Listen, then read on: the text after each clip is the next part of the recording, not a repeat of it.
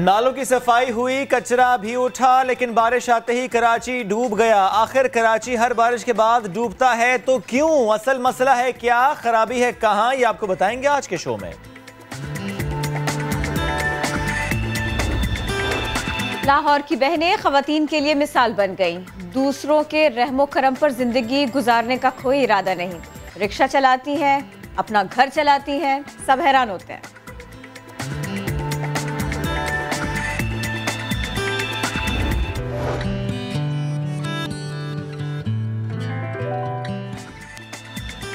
अस्सलामुअलैकुम and good morning. आप देख रहे हैं नया दिन। मैं हूं आपके साथ मोहम्मद शुएब। जो ऑफिस पहुंचा है बड़ा भीग कर पहुंचा है। जो बाइक पर गया वो ज्यादा भीगा है, जिसने गाड़ी दूर पार्क की वो थोड़ा कम भीगा है, बल्कि ज्यादा ही भीगा है। वो भी थोड़ी सी देर में बहुत तेज बारिश थी। भीगे सब, भागा कोई नहीं। प्रॉब्लम क्यों रहा ये? कोई भाग इसलिए नहीं सका, इतना पानी था। भाई पानी में भागना वैसे भी बड़ा मुश्किल हो जाता है। हम पानी की बात करेंगे, कितना है कराची के कितने एरियाज़ में, और इसके अलावा हम आपको ये भी बताएंगे कि इसका इम्पैक्ट पूरे पाकिस्तान में इस बारिश का क्या आ रहा है। लेकिन सबसे पहले हम आपको एक अहम खबर देंगे।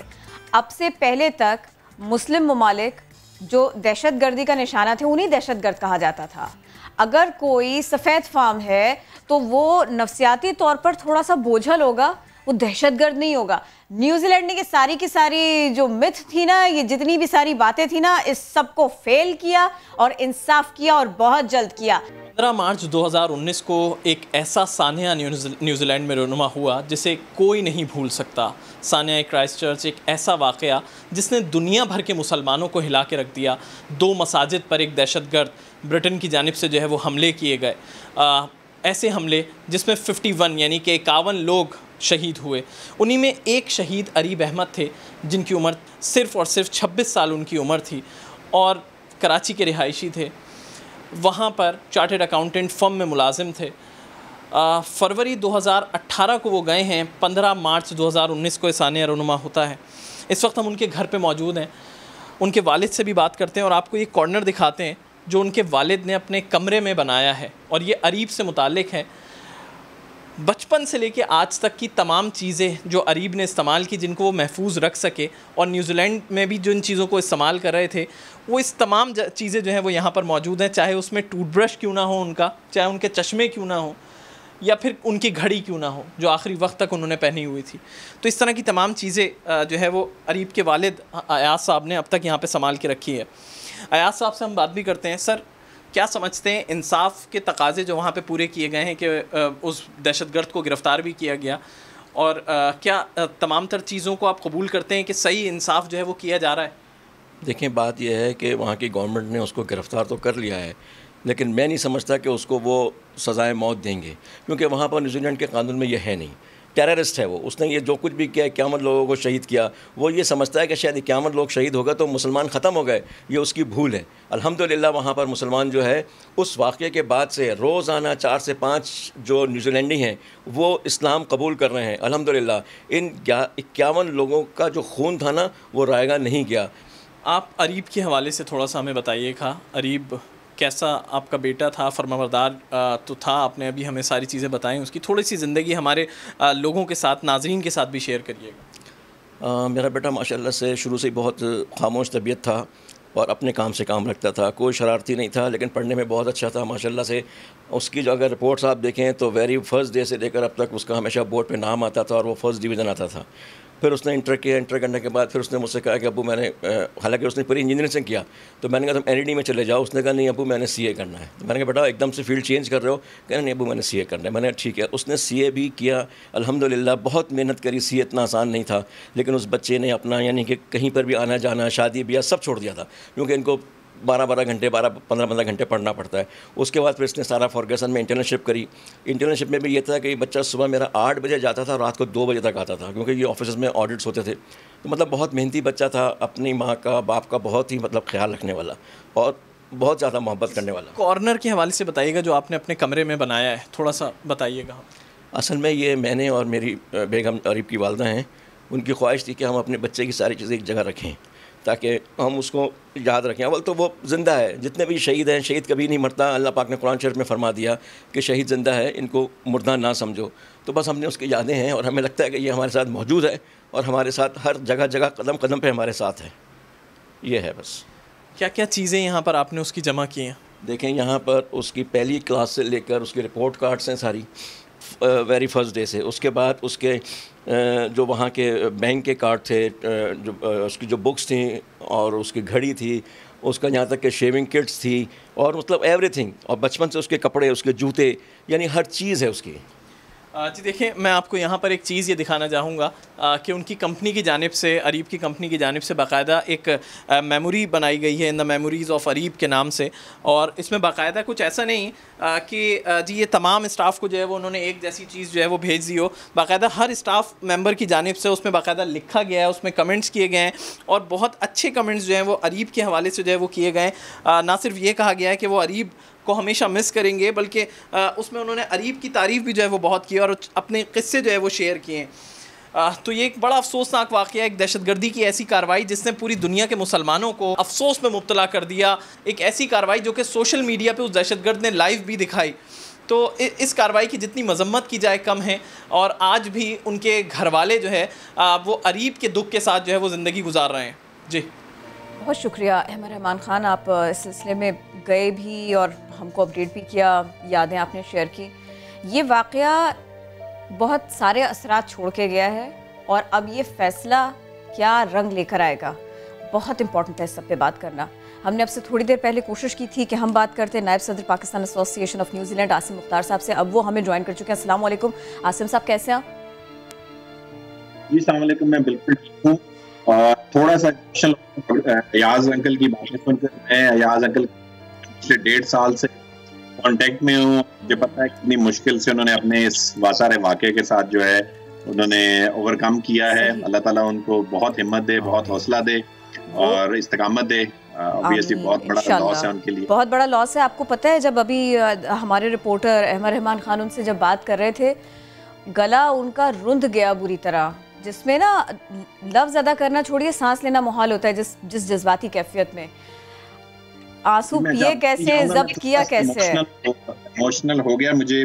मैं बिल्कुल बहुत अच्छी तरीके से जानता हूँ, मैं बहुत ज्यादा कांटेक्ट में रहा है याज अंकल के साथ। और मुझे वो पहले दिन भी उनके अल्फाज याद हैं कि जब उन्होंने मुझे ये कहा कि मेरे बेटे के बारे में बता दो, चाहे जो भी खबर है तुम्हारे पास। मैं इस टाइम तकरीबन 24 घंटे हो चुके हैं, जो भी खबर है मैं सुनने के लिए तैयार हूँ। तो मुझे आज भी वो अल्फाज जो है ना मेरे कानों में गूंजते हैं। और ये कि बाकी भी लोगों के साथ में जो सानिया क्राइस्ट चर्च के मुतासिरीन हैं उनके साथ में भी आपका कोऑर्डिनेशन बना रहा, उनसे भी आप रहे लिंक में? ज्यादा तो पाकिस्तानी कम्युनिटी, जितने भी पाकिस्तान के लोग थे उन सब के साथ कोऑर्डिनेशन था। और अल्हम्दुलिल्लाह जितनी अल्लाह ताला ने इस्तिकामत दी, जितनी मदद की, उसके हवाले से हमने फिर वो सारी मदद जो है अपने पाकिस्तानी भाइयों को और बहनों को जो है उसको हमने उनकी आसानियां करने की कोशिश की। और अल्हम्दुलिल्लाह जो हमसे काम हो सका हमने किया। अभी भी बहुत सारे लोग हैं जो कांटेक्ट के अंदर हैं और जितनी भी कोशिश की जा सकती है उनको हौसला देने में, मदद करने में, उनका पोस्ट ट्रॉमेटिक स्ट्रेस जो होता है उसके हवाले से जो भी मदद की जा सकती है वो छोड़ा नहीं जा सकता।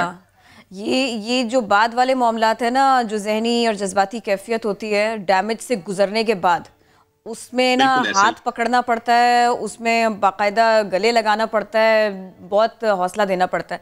मुझे ये बताइएगा, एक तरफ तो इस सानहे से जुड़े लोग हैं और दूसरी तरफ इतना वाज़े फैसला आ जाना।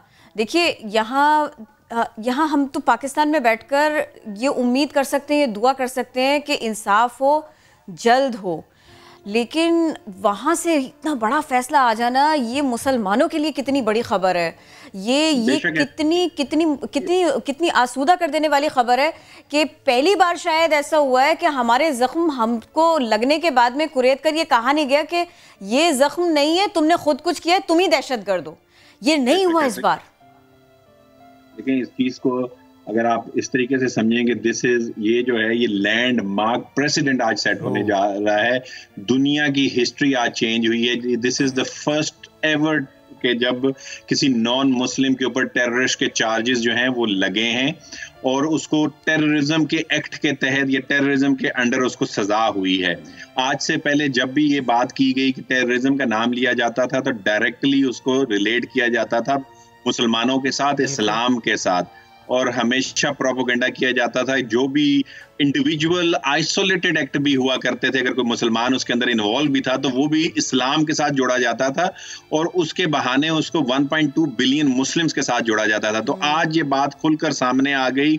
आज ये चीज सामने है कि टेररिज्म जो है वो किसी रिलीजन के साथ टेररिज्म का कोई मजहब नहीं है, अमल है। तो इस हवाले से बहुत ही अच्छी खबर है ये। लेकिन इन दिस केस ये भी बहस हुई कि ये किसी का इंडिविजुअल एक्ट, इसको इस तरीके से नहीं देखना, इसको देखना है इस्लामोफोबिया के पर्सपेक्टिव से, कि इस्लामोफोबिया है जिसकी वजह से ये इंसिडेंट हुआ और ये आइंदा ना हो। इसके लिए हमें कॉन्क्रीट स्टेप्स लेने होंगे। सिर्फ दुआ करने से और सिर्फ मजम्मत करने से काम नहीं चलेगा, हमें कॉन्क्रीट स्टेप्स लेने होंगे, क्योंकि Islamophobia was the reason behind that. उस हवाले से इमरान खान साहब ने बहुत आवाज़ उठाई है और हमने देखा कि पिछले चंद सालों में इस्लामोफोबिया के टॉपिक पर बहुत बात हो रही है और अभी ये डिसीजन आना, इसकी वजह से हम ये कह सकते हैं कि ये पहला स्टेप है जो इस्लामोफोबिया के खिलाफ हम लोग काम कर रहे हैं। उसके हवाले से हम आगाही दे रहे हैं, उसके हवाले से कि इसके हवाले से पूरी दुनिया को, नॉट जस्ट मुस्लिम। एग्जैक्टली,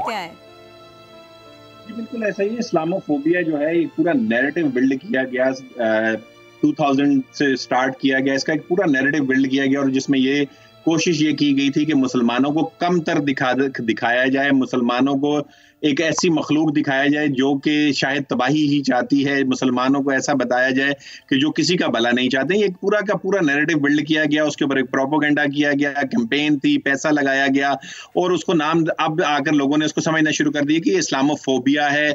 इसके तहत जो है ये मुसलमानों को बुरा भला कहा जा रहा है, लोगों को समझ आना शुरू हो गई है।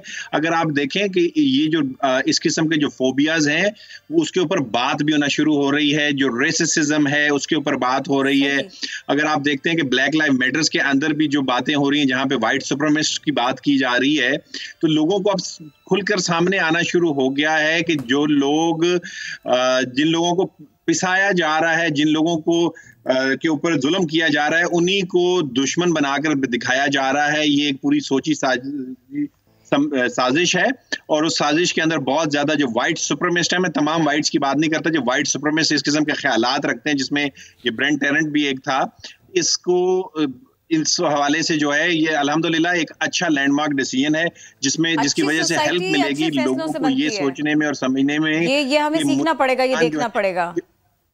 जी बिल्कुल ऐसा ही है, ऐसे ही। बहुत शुक्रिया आसिम साहब, बहुत शुक्रिया, आप हमारे साथ थे, इस सिलसिले में बात कर रहे थे। एक सानहा हो गया, किस तरह से एक शख्स ने आकर लोगों की जानें ली, लोगों को शहीद किया, मुसलमानों को शहीद किया, और फिर उसके बाद में किस तरह से न्यूजीलैंड के आला ऐवान ने इसके ऊपर रिस्पॉन्ड किया है। ये वाकई तारीखी था और ये सच की समत में कदम था, बहुत बड़ा कदम था। क्राइस्टचर्च दहशतगर्दी के मुजरिम को सज़ा सुनाई गई। इस वक्त वहाँ पर जो पाकिस्तानी बिरादरी है, कैसर रशीद, उनसे हम कोशिश करेंगे कि आप बात करें। बहुत शुक्रिया आप हमको ज्वाइन कर रहे हैं। ये फरमाइएगा क्या तासुरात हैं पाकिस्तानी बिरादरी के, पाकिस्तानी कम्युनिटी के इस फैसले के बाद में, या फिर अगर आप चाहें तो आप ये भी बता सकते हैं कि न्यूजीलैंड की हुकूमत कितनी सपोर्टिव रही सारे के सारे किस्से में, सारे के सारे अरसे में। जगह है हाई कोर्ट के बिल्कुल सामने जहाँ पे आज सेंटेंसिंग हुई है ब्रेंट टेरेंट को। काफ़ी सैड डे है क्योंकि काफ़ी सारे विक्टिम्स पिछले 4 दिनों से यहाँ पे स्टेटमेंट्स दे रहे हैं जो इम्पैक्ट स्टेटमेंट्स हैं, और उसमें लोगों ने बड़ा ओपनली इस चीज़ को एक्नॉलेज किया है कि ये इंसिडेंट टेररिज्म को तो फ़रोग नहीं दे सका, लेकिन मुसलमानों को ज़्यादा करीब लेके आया है। यहाँ पे बहुत ज़्यादा सपोर्ट मिली है लोग जो यहाँ पे लोकल लोग हैं उनकी तरफ से, लेकिन जो उसको सेंटेंसिंग हुई है वो लाइफ इम्प्रिजनमेंट है विदाउट पेरोल, जिसका मतलब ये है कि वो कभी जेल से बाहर नहीं निकलेगा। और जो यहाँ की प्राइम मिनिस्टर है उन्होंने उसमें ये ऐड किया है कि he will be in absolute silence. Shoaib चाह रहे थे कि हम इसके ऊपर थोड़ी सी और बात कर लेते, हम इसका पूरा पस मंजर आपके सामने रख देते, लेकिन हम करेंगे कुछ ऐसा कि हम आज दीगर मौज़ूआत भी हैं उसकी बात भी कर लेते हैं। देखा, मैं कह रही थी शोएब से कि कभी कभी ना मेरी बात पूरी भी हो जाती है। मैंने इनसे सवेरे कहा था कि हम बारिश के ऊपर बात करेंगे और फिर उसके बाद में ये हुआ था कि इन्होंने मुझसे कहा था हम बारिश पे बात नहीं करेंगे, लेकिन खबर बढ़िया गई। आपको मालूम है जब हम सुबह बात कर रहे थे बारिश की तो हमारा ये मौक़िफ़ था इस मामले में कि बाहर बादल कुछ बता रहे हैं लेकिन मेट डिपार्टमेंट कुछ और बता रहा है। मेट डिपार्टमेंट कह रहा है सिस्टम कमजोर है लेकिन बाहर मूसलाधार बारिश हो रही है। तो we were discussing about this कि ये आखिर हो क्या रहा है, ये सिस्टम कमजोर होते होते अचानक से बरस पड़े, सारी बारिश फेंक के जाएगा। तो इस पर बात करते हैं। जवाद मेमन साहब ने हमें ज्वाइन किया है। जवाद भाई, कमजोर हो गया है तो ये तेज बारिश कहां से आ गई? सिस्टम देखें शुएब, कमजोर ऐसा इतना नहीं हुआ है, कुछ मामूली इसमें कमी आई है। जैसे आपको याद होगा कि हमने बताया था कि 27 और 28 को इंटेंसिटी में कुछ हद तक कमी रहेगी, लेकिन कल ये हुआ कि थोड़ा सा टाइमिंग एरर देखने में आया। ये सिस्टम काफी तेजी से जो है वो वेस्टर्न सिंध और बलूचिस्तान की तरफ मूव कर गया। इस वजह से कल इन इलाकों में जो है वो थोड़ा सा एम्प्टी क्वार्टर रहा, लेकिन अगेन आज प्रेडिक्शन यही थी कि फजर के बाद जो है ये साउदर्न फ्लैंक जो है वो एक्टिवेट होगा। इस वक्त जो जितने भी बादल आ रहे हैं शहर की तरफ वो अरेबियन सी के साथ आ रहे हैं और यहाँ क्लिफ्टन पे मेरे घर पे भी इस वक्त गरज चमक के साथ जो है वो तेज बारिश जारी है। ये तेज बारिश आज दिन भर होगी?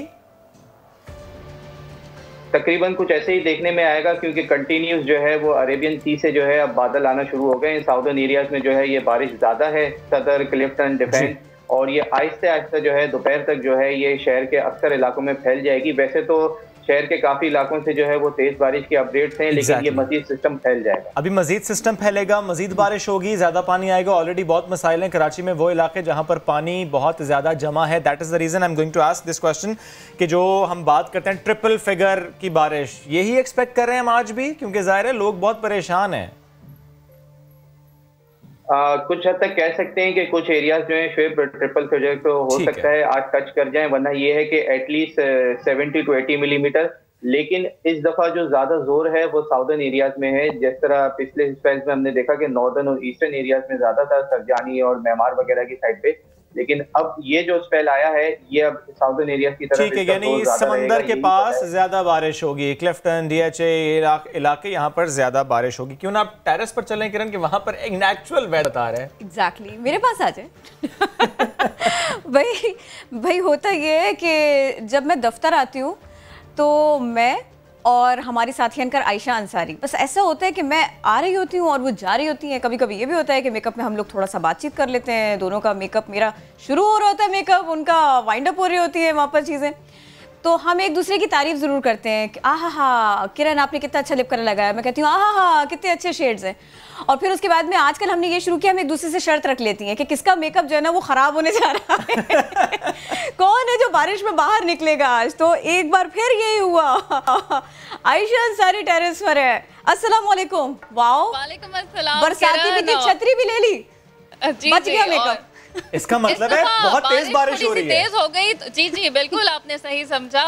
पिछली दफा जब मेरी आप लोगों से बात हुई थी इसी तरह खूबसूरत मौसम था, लेकिन बारिश कुछ कम थी। इस दफा बारिश बहुत ज्यादा है, लेकिन अभी भी मंजर बहुत सुहाना है। मैं आज भी 16 फ्लोर पर हूँ और यहाँ से कराची का मंजर बहुत खूबसूरत लग रहा है, लेकिन बारिश बहुत तेज है। और आप लोग भी जब बाहर निकलें तो छतरी ज़रूर लेकर आइएगा, क्योंकि मूसलाधार बारिशें हो रही हैं। और जिस तरह से अभी किरण ने कहा कि हमारा कंपटीशन होता है कि किसका मेकअप पहले ख़राब होगा, तो आज भी मेरा ही मेकअप ख़राब होने वाला है ऐसा मुझे लग रहा है। और किरण, आप हमेशा की तरह आज भी बहुत खूबसूरत लग रही हैं। और मेरे दोनों जो खूबसूरत मेज़बान हैं उन्हें मेरी तरफ से एक भरपूर अस्सलाम वालेकुम। और इस मौसम को एंजॉय करने ज़रूर आइएगा। आप आज भी स्टूडियो में हैं और मैं यहाँ पर टेरेस पे मौसम एंजॉय कर रही हूँ। मैं मुँह धोकर आऊँगी। और हो सकता है मुझे लॉन्ग शूज पहन के कहीं जाना पड़े, यू नेवर नो, क्योंकि ऐसा ही हो रहा है आजकल जो मसाइल है कराची में। बिकॉज जाहिर है अभी हम तीनों मुस्कुरा रहे हैं, हम तीनों बात करें सुहाने मौसम की, क्योंकि जाहिर टेरेस से ये मंजर खूबसूरत लगता है। क्योंकि अल्हम्दुलिल्लाह कुछ इलाके जिसकी मैं बात कर रहा हूँ जहाँ पर मसाइल नहीं है, जिस वक्त हम बात करें हमारे ऑफिस के आसपास उतने मसाइल नहीं है, जहाँ हम रहते हैं अल्हम्दुलिल्लाह वहाँ उतने मसाइल नहीं है। बट हमें तो ज़ाहिर देखना है, हमें तो पूरा कराची देखना है। हमें वज़ीर शारे फैसल की तरह नहीं सोचना। अभी मैंने वज़ीर शारे फैसल एक नया नाम सोचा किरण, क्योंकि उन्हें सिर्फ शारे फैसल नजर आता है, वो सिर्फ शारे फैसल की अपडेट्स देते हैं कि वहाँ पर सिचुएशन क्लियर है। तो मैंने एक और इंटरेस्टिंग नाम भी सुना था, चलें वो मैं आगे चलकर कोशिश करूंगी, आगे चलकर बात करेंगे। आयशा प्लीज कीप एंजॉयिंग, और अल्लाह करे हम सब इसी तरह एंजॉय करें इस बारिश को, इस रहमत को इसी तरह एंजॉय करें, चाय पिएं, आराम से घूमें फिरें। एंड आप बहुत प्यारी लग रही हैं हमेशा की तरह, माशाल्लाह, अल्लाह ब्लेस यू। अच्छा जी, जैसे शुएब कह रहे थे ना कि कुछ इलाके हैं जो कुछ लोगों को दिखाई देते हैं, लेकिन कुछ इलाके हैं जहाँ किसी का ध्यान जा नहीं रहा, बहुत कम लोगों का ध्यान जा रहा है। ये बड़े अफसोस की बात है। कराची में बारिश ने तबाही मचाई, बहुत कुछ बहुत बिगड़ गया, टूट फूट कर रह गया। अब्दुल रहीम गोट, ये तो लगता है यहाँ दरिया है, आबादियाँ हैं नहीं, क्योंकि जो लोग यहाँ पर हैं वो बहुत परेशान हैं। पानी घरों तक आ गया, घरों में दाखिल हो गया। पाइप जोड़कर सामान इकट्ठा करने वाले बेबसी की तस्वीर बन गए। शुएब गए थे उसी एरिया में, वहाँ के लोगों से उन्होंने बात की थी, हम आपके सामने रखते हैं। इस इलाके का नाम है अब्दुल रहीम गोट, और मैं ये सोच रहा हूँ कि यहाँ पर क्या कोई रहमदिल इंतज़ामिया है। कई दिन हो गए हैं, ठीक है बारिश हो रही है, बार बार हो रही है, वक्फे वक्फे से हो रही है, लेकिन यहाँ पर पानी है और बहुत ज़्यादा पानी है। इस वक्त भी यहाँ पर सड़क का नामो निशान नहीं है, और ये आप देख रहे हैं ये जो बबल्स बन रहे हैं, यहाँ पर गैस की लाइन की लीकेज है। This is dangerous as well. यहाँ पर आना मुश्किल है, इस जगह आप पहुँच नहीं सकते। जिस तरीके से हम पहुँचे, बड़ी मुश्किल से यहाँ पर पहुँचे हैं। हर तरफ पानी है, और अगर अंदर जाएँ हम तो घरों के अंदर अभी भी पानी है। जब हम घरों के अंदर की बात करते हैं तो वहाँ पर गरीब घराने हैं जिन्होंने सामान जोड़ा, सामान बनाया, अगर पैसे जोड़ के फ्रिज ले लिया तो आज वो भी तबाह हो गया, नुकसान हो गया। इस वक्त भी हल्की हल्की बारिश स्टार्ट हो गई है, और ये दुआ करते हैं ये बारिश ना हो, हालांकि अल्लाह की रहमत है, लेकिन जाहिर है जब जहमत बन गई, जब इतने मसाइल आ गए, तो आज हम सब ये दुआ करने पे मजबूर हो गए कि अल्लाह इस बारिश को रहमत की बारिश तो बना, लेकिन फ़िलहाल इसे रोक दे, क्योंकि बहुत मसाइल है। अंदर पानी है, बाहर पानी है, निकल नहीं सकते, कहीं जा नहीं सकते। बच्चों के साथ जो रहते हैं वो तो और ज़्यादा परेशान हैं। चलते हैं अंदर कि अंदर भी पानी है, और अभी तो ये पानी बहुत कम है, क्योंकि यहाँ पर इतना पानी आया था जब यहाँ पर बारिश हुई थी। मैं बात कर रहा हूँ जुम्मे के बाद की सूरत हाल से, क्योंकि 5-6 दिन हो गए, लेकिन आज भी यहाँ पर पानी है। यहाँ के मकीन ज़ाहिर है, आप यकीन जाने मेरे पास अल्फाज नहीं कि मैं उनसे सवाल करूँ तो क्या। जब हम यहाँ पे एंटर होते हैं तो हम देखते हैं कि गंदा गटर का पानी है, इसमें रहने पर मजबूर हैं। They don't have any other option to go. एक फैमिली में उनसे बात करता हूँ। अस्सलाम वालेकुम। वालेकुम सलाम। आपके तो घर में अभी भी पानी है, बहुत से घर मैं गया वहाँ पर अब पानी निकल गया। यहाँ नहीं निकलना ना यहाँ का कोई है इंतज़ाम। यहाँ तो हम पागल हो गए कर के, और सारे देख लें आप, बिल्कुल कुछ भी नहीं बचा हमारा, बिल्कुल भी नहीं बचा, बिल्कुल तबाह हो गए हम, बिल्कुल। अब क्योंकि बारिश स्टार्ट हो गई, हम थोड़ा अंदर चलते हैं, क्योंकि यहाँ पर बारिश अब स्टार्ट हो गई है दोबारा से, तो अंदर चलते हैं, बात करते हैं, क्योंकि यहाँ पे जितने कमरे हैं उन सब कमरों में पानी है, किचन में पानी है। आपको खुद नज़र आ रहा होगा, आप तबाह हो गए, कुछ भी नहीं बचा है। जो जोड़ा था अल्लाह करके सब तबाह बर्बाद हो गए। यहाँ तक के पहनने के कपड़े नहीं है, बच्चे बीमार अलग हो रहे हैं, नानी के घर पे छोड़ा हुआ बच्चों को। छोटी बेटी है और 2 बेटियां और है, उधर पड़े। यहाँ का रास्ता बिल्कुल भी नहीं था, बहुत मुश्किल से निकला। कोई देखने वाला नहीं है हमारे को, कोई संभालने वाला नहीं है। पानी के तरस रहे, खाने के तरस रहे। यहाँ पर सारी तबाही, आप खुद देख ले, कुछ भी नहीं बचा हमारा। हमने तो इतनी मेहनत से मैंने देखा कि फ्रिज लिया था, जितनी भी किस्तों पे लिया, अभी किस पहली के ये इसके तो बोलना भी नहीं आ रहा है। किस्तों पर फ्रिज लिया था, वो फ्रिज खराब हो गया। किचन जहाँ पर रोज़ाना वो खाना बनाती है अपने बच्चों के लिए, उस किचन में वो जाएं तो जाएं कैसे, काम करें तो करें कैसे, कि उस किचन में गंदा पानी है, बर्तन गंदे हो चुके हैं, वहाँ पे काम नहीं हो सकता।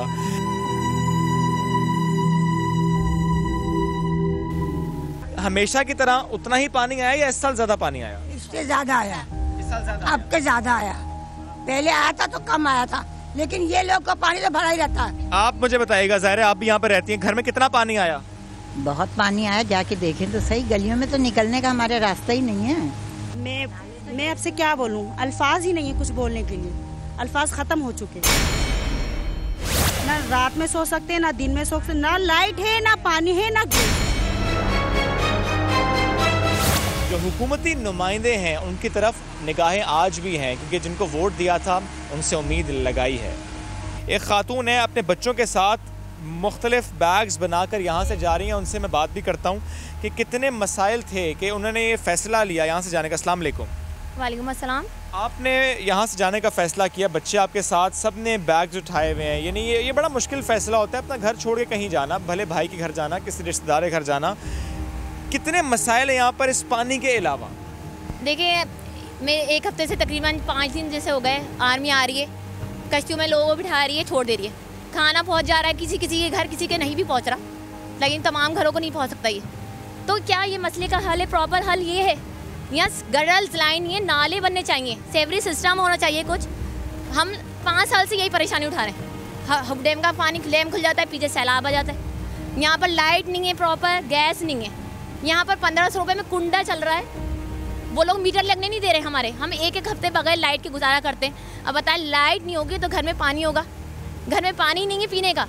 आज मैं मजबूर होकर अपने बच्चों को लेकर, लाद में कपड़े नहीं है पहनने के लिए धुले हुए, अपने भाई के घर जा रही हूँ। 1-2 दिन स्टे वहीं रहूँगी जब तक देखो क्या होता है मसला। अब ये आर्मी आती है, कश्तियों में लोगों को बिठाती है, बाहर निकाल देती है, खाना पहुँचा देती है। क्या खाना मसले का हल है? आप बताइए, क्या सिर्फ खाना ही रह गया है? जानवर भी कहीं से ना कहीं से चुन के खाना खा लेता है, लेकिन हमारी ज़िंदगी उनसे भी ज़्यादा बदतर है। जहाँ गैस नहीं है, लाइट नहीं है, सेवरेज सिस्टम नहीं है, प्रॉपर पानी नहीं है, कितनी मुश्किल है। यहाँ पर एक भत्ता माफिया ग्रुप है जिसने 1500 रुपये कुंडे की लाइट दी हुई है, वो एक हफ्ते लाइट बंद रखता है। ज़ाहिर है सिर्फ खाना पहुँचा देना, इनको यहाँ से निकालना वो हल नहीं है। अस्सलाम वालेकुम। वालेकुम अस्सलाम। कितने सालों से आप यहाँ पर मुकीम हैं? हम 5 साल से यहाँ मुकीम। 5 साल में कभी इतना पानी आया, इतने मसाइल हुए जैसे आज हैं? यहाँ हर साल ऐसे ही होता है, जब बारिशें होती हैं ऐसे यही हाल होता है। तो फिर हर साल अगर ऐसा मसला होता है तो उसके बाद फिर मसाइल हल होते हैं? कोई आता है हल करने या नहीं? नहीं, कोई ऐसा मसला हल नहीं होता, बस अपनी अपनी सब अप्रोच करने आते हैं और बस 2 दिन रुकते हैं फिर चले जाते हैं। ऐसा तो कोई मसला हल नहीं करता। ये हमारे मुल्क के ये देखें बहादुर नौजवान, ये सब आकर के यहाँ काम कर रहे हैं, सबकी मदद करें। एज ए खाना वगैरह तो प्रोवाइड ये लोग कर रहे हैं अंदर, जो इनसे हो सक रहा है ये कर रहे हैं। ये बात नहीं है कि नहीं करते, कर रहे हैं सब लोग सब। लेकिन अब ये जब सब चीज़ें रुकेंगी, बारिश वगैरह काम हो रहा है यहाँ पर। हाँ, बिजली नहीं है यहाँ पर। ये जो अभी मेरी बहन ने भी फरमाया कि 1500-2000 रुपये जो है ये कुंडा चल रहा है। इसके लिए मैं चाहती हूँ कि यहाँ पर हुकूमत कुछ करे। गैस नहीं है, एक मिसेस, यहाँ पर गैस नहीं, गैस सिर्फ ये फ्रंट लाइन पे ही है, अंदर बैग में बिल्कुल गैस वैस नहीं है, ठीक है ना। तो इन चीज़ों के लिए हम तो खुद भी चाहते हैं कि देखें हम भी यहीं पे रहते हैं, हमने अपनी तमाम जमा पूंजी बनाकर यहाँ पर अपना मकान लिया है। और मेरा मकान देखिए अभी चल के अंदर पूरा डूब चुका है, पानी इतना भरा है उसके अंदर। यहाँ पे सारे घरों की यही सूरत हाल है। आप सब साथ मेरे मौजूद थे और सबकी एक ही बात है, यहाँ मसाइल हैं और मसाइल बहुत ज़्यादा है और इनका मुस्तकिल हल करना है, मुस्तकिल हल करना बहुत ज़रूरी है। तो ये था वो सब कुछ जो शुएब ने देखा, रिकॉर्ड किया मेरे लिए, आपके लिए। और साथ में ये भी है कि मैं आपको बता दूं, ये जो मुस्तकिल बुनियाद पर काम करना है, ये जो बड़े फैसले करने, ये किसी और को नहीं करने, ये स्टेक होल्डर्स को करने, ये पॉलिटिकल पार्टीज़ को करने, ये हुकूमत को करने, सूबाई हुकूमत को करने। काम करने के लिए आ जाके रह कौन जाता है? मैं आपको बताती हूँ। इस वक्त वहाँ पर जवान मौजूद हैं, इस वक्त वहाँ पर पाकिस्तान रेंजर्स सिंध ये मौजूद हैं, इनकी बोट्स मौजूद हैं। और अगर आगे किसी को इमदाद लेकर जानी है, कितने अवामी नुमाइंदों से हमने बात की है, कितने अवामी नुमाइंदों से हमने बात की, उन्होंने कहा हम वहाँ जा रहे हैं और हम वहाँ काम कर रहे हैं। आप बिना उनकी बोट्स के, रेंजर्स की, बिना उनकी हेल्प के आगे ही नहीं जा पा रहे। ये भी मेंशन कर दें क्योंकि वो लोग दिन रात वहाँ पर मौजूद हैं और सिर्फ खिदमत के जज्बे से लैस हैं। और किरण, अवामी नुमाइंदे कहते तो हैं हम जा रहे हैं, नज़र नहीं आ रहे, ये एक बड़ा मसला है। क्योंकि छोटी छोटी तंजीमें ज़रूर वहाँ पर पहुँच रही हैं जो कि बहुत अच्छा काम वहाँ पर कर रही हैं। और इसके साथ साथ किरण, जब हम वहाँ पर जाके हालात देखते हैं तो फिर वाकई दिल खून के आंसू होता है, फिर हम सवाल करने पर मजबूर होते हैं। अब ये वो वक्त नहीं है कि हम कहें प्लीज़ कीजिए, ये वक्त है कि वाकई अब इनको जगाना है और ये हमें मिलकर जगाना है कि अब काम करना है, ये बहुत ज़रूरी है। ये तो अब्दुल रहीम गोट था, मैं इससे बहुत आगे गया, मैं यूसुफ गोट भी गया और वहाँ पे भी बहुत दर्द भरी कहानियाँ थीं। ये खातून अपनी 3 बेटियों के साथ 6 दिन से घर की छत पर मौजूद है, घर के अंदर पानी है, सीढ़ियाँ नहीं हैं, वो किस तरह दीवारें चढ़कर ऊपर जा रही है वो हम दिखाएंगे आपको नेक्स्ट आवर में। लेकिन अब ज़रा हम बात डैम्स की भी कर लेते हैं। गजाब टाउन के थड्डो डैम की अगर हम बात करें तो पानी ओवरफ्लो हो चुका है, जिसकी वजह से सैलाबी रेला ये अब सड़कें बहाकर ले गया है। ये तबाही के मनाजिर आपको हम दिखाते हैं और इससे मुतालिक अपडेट हमें करेंगे सलमान अहमद। जी सलमान। मेरे अकब में आप देख सकते हैं ये वो वाहिद रास्ता है जो थड्डो डैम पहुंचने के लिए आसान होता है, लेकिन एक बड़ा हिस्सा है पानी के तेज़ बहाव में बह चुका है, जिसकी वजह से गाड़ी में जाने वाले जो अफराद हैं उनका थड्डो डैम पहुंचना दुश्वार हो गया है। अलबत्ता जो मोटरसाइकिल सवार हजरात हैं वो कच्चे रास्ते से होते हुए थड्डो डैम पहुँच जाते हैं।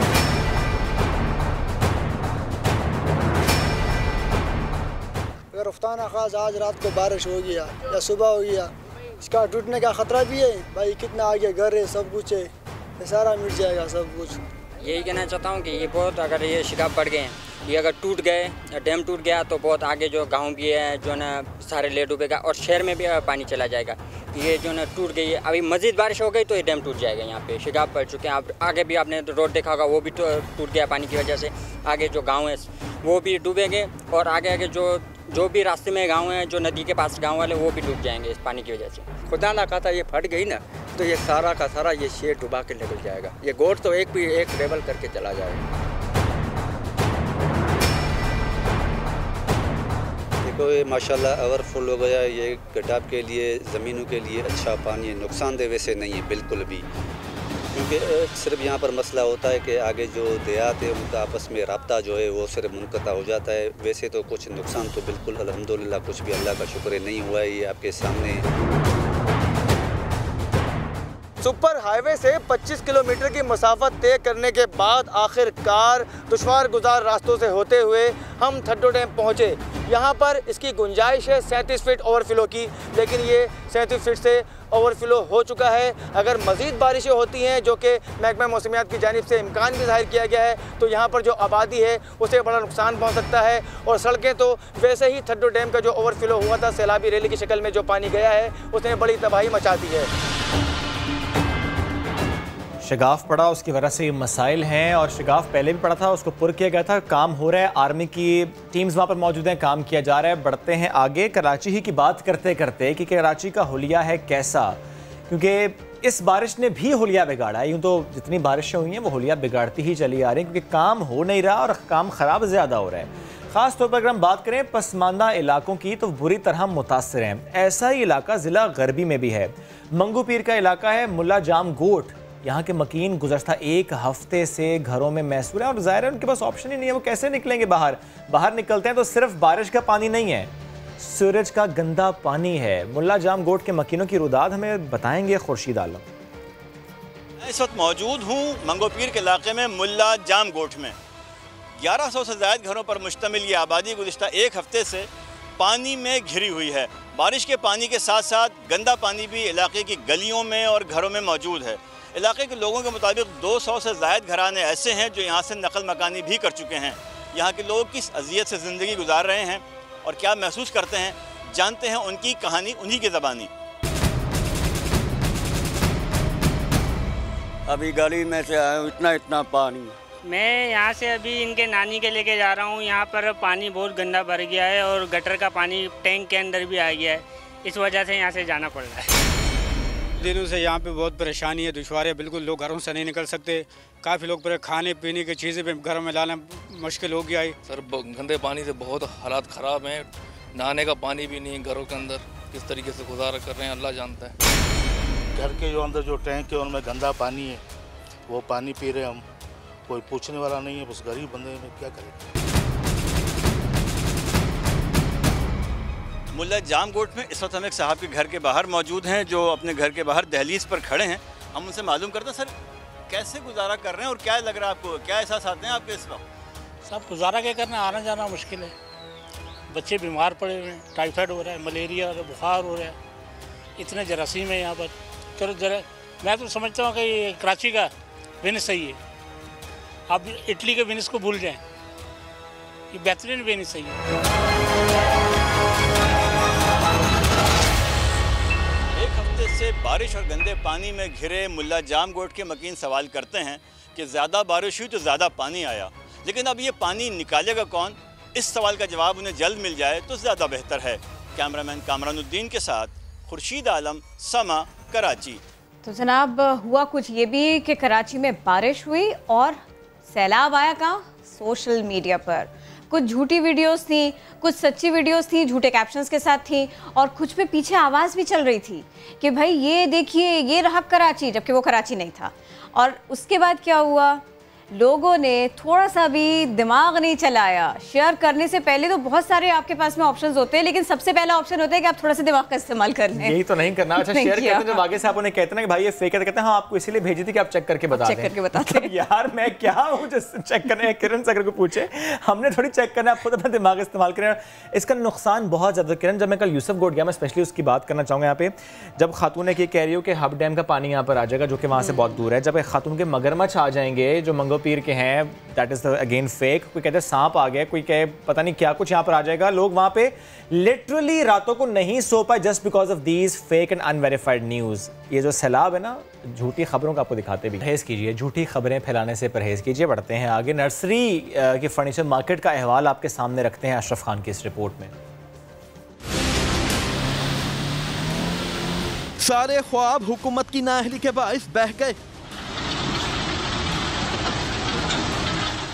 मूसलाधार बारिश के बाद शार फैसल के उबलते नाले ने फर्नीचर मार्केट को कबाड़ी मार्केट में बदल डाला। नर्सरी की मशहूर फर्नीचर मार्केट में लाखों मालियत के बेडरूम सेट, कुर्सियां और डाइनिंग टेबल्स खराब हो गईं। नाला है नर्सरी के सामने जो शार फैसल के नीचे से गुजरता है, ये बस बरस से चौक हुआ पड़ा हुआ है।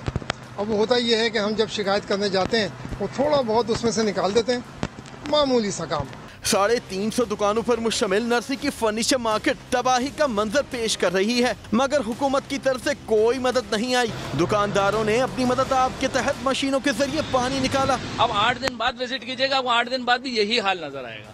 यहाँ कोई परेशान हाल नहीं है, कोई पूछने वाला नहीं है, किसी को कोई होश नहीं है। किस दुकान का शीशा नहीं टूटा, किस दुकान के अंदर नहीं है, करोड़ों रुपए का नुकसान हो गया। लोगों को खाने के लिए नहीं है, ये हालत है। पीने का पानी नहीं है, लोगों के घरों में टंकी में पानी नहीं किसी घर में। हम लोग यहाँ पे रहते हैं, यहाँ के रिहायशी 50 साल से, बड़े बड़े शहरों में सब तबाही निकल गई यहाँ पे। पानी जब सर से ऊंचा हुआ तो शार फैसल के चौक हुए नाले को साफ करने का ख्याल आ ही गया। कैमरामैन मरहूब हुसैन के साथ अशरफ खान, समा, कराची। तो एक के बाद एक स्पेल आएंगे या एक के बाद एक परेशानियों की कतार आएगी। कराची के शहरियों की परेशानी पर कोई है जो काम कर रहा है, कोई है जो इसको दूर करने की कोशिश कर रहा है। हम इसी के ऊपर बात करेंगे। समाजी कारकुन जफर अब्बास हमको ज्वाइन कर रहे हैं। अस्सलाम वालेकुम। कोशिश करेंगे कि हम आपसे पूछ सकें, असल में हो कुछ ये रहा है कि मदद जितनी करो उतनी कम, और मदद करनी है किस किस की कैसे। लोगों का घर गया, घर का सामान गया, छत गई। जो किराए के मकान में रहता है वो परेशान है कि आने वाले दिनों में किराया दूं तो कैसे दूं। जिसका कारोबार है, छोटा कारोबार हो, दुकानें हो, सब कुछ तबाह हाल। और फिर करेगा कौन कोई इस सिलसिले में काम, ये भी एक सवाल है। जफ़र अब्बास साहब अस्सलाम वालेकुम, कैसे हैं आप? प्लीज़ अगर मेरी आवाज़ आपको आ रही है तो बताइएगा। ये इतना सारा डैमेज, और इसको तो मुझे लगता है कैलकुलेट करने वाला भी कोई नहीं। अब तक जिस तरह से आपने लोगों की हेल्प की है, कैसे कैसे की है, ज़रा सा बताइए हमारे नाज़रीन को।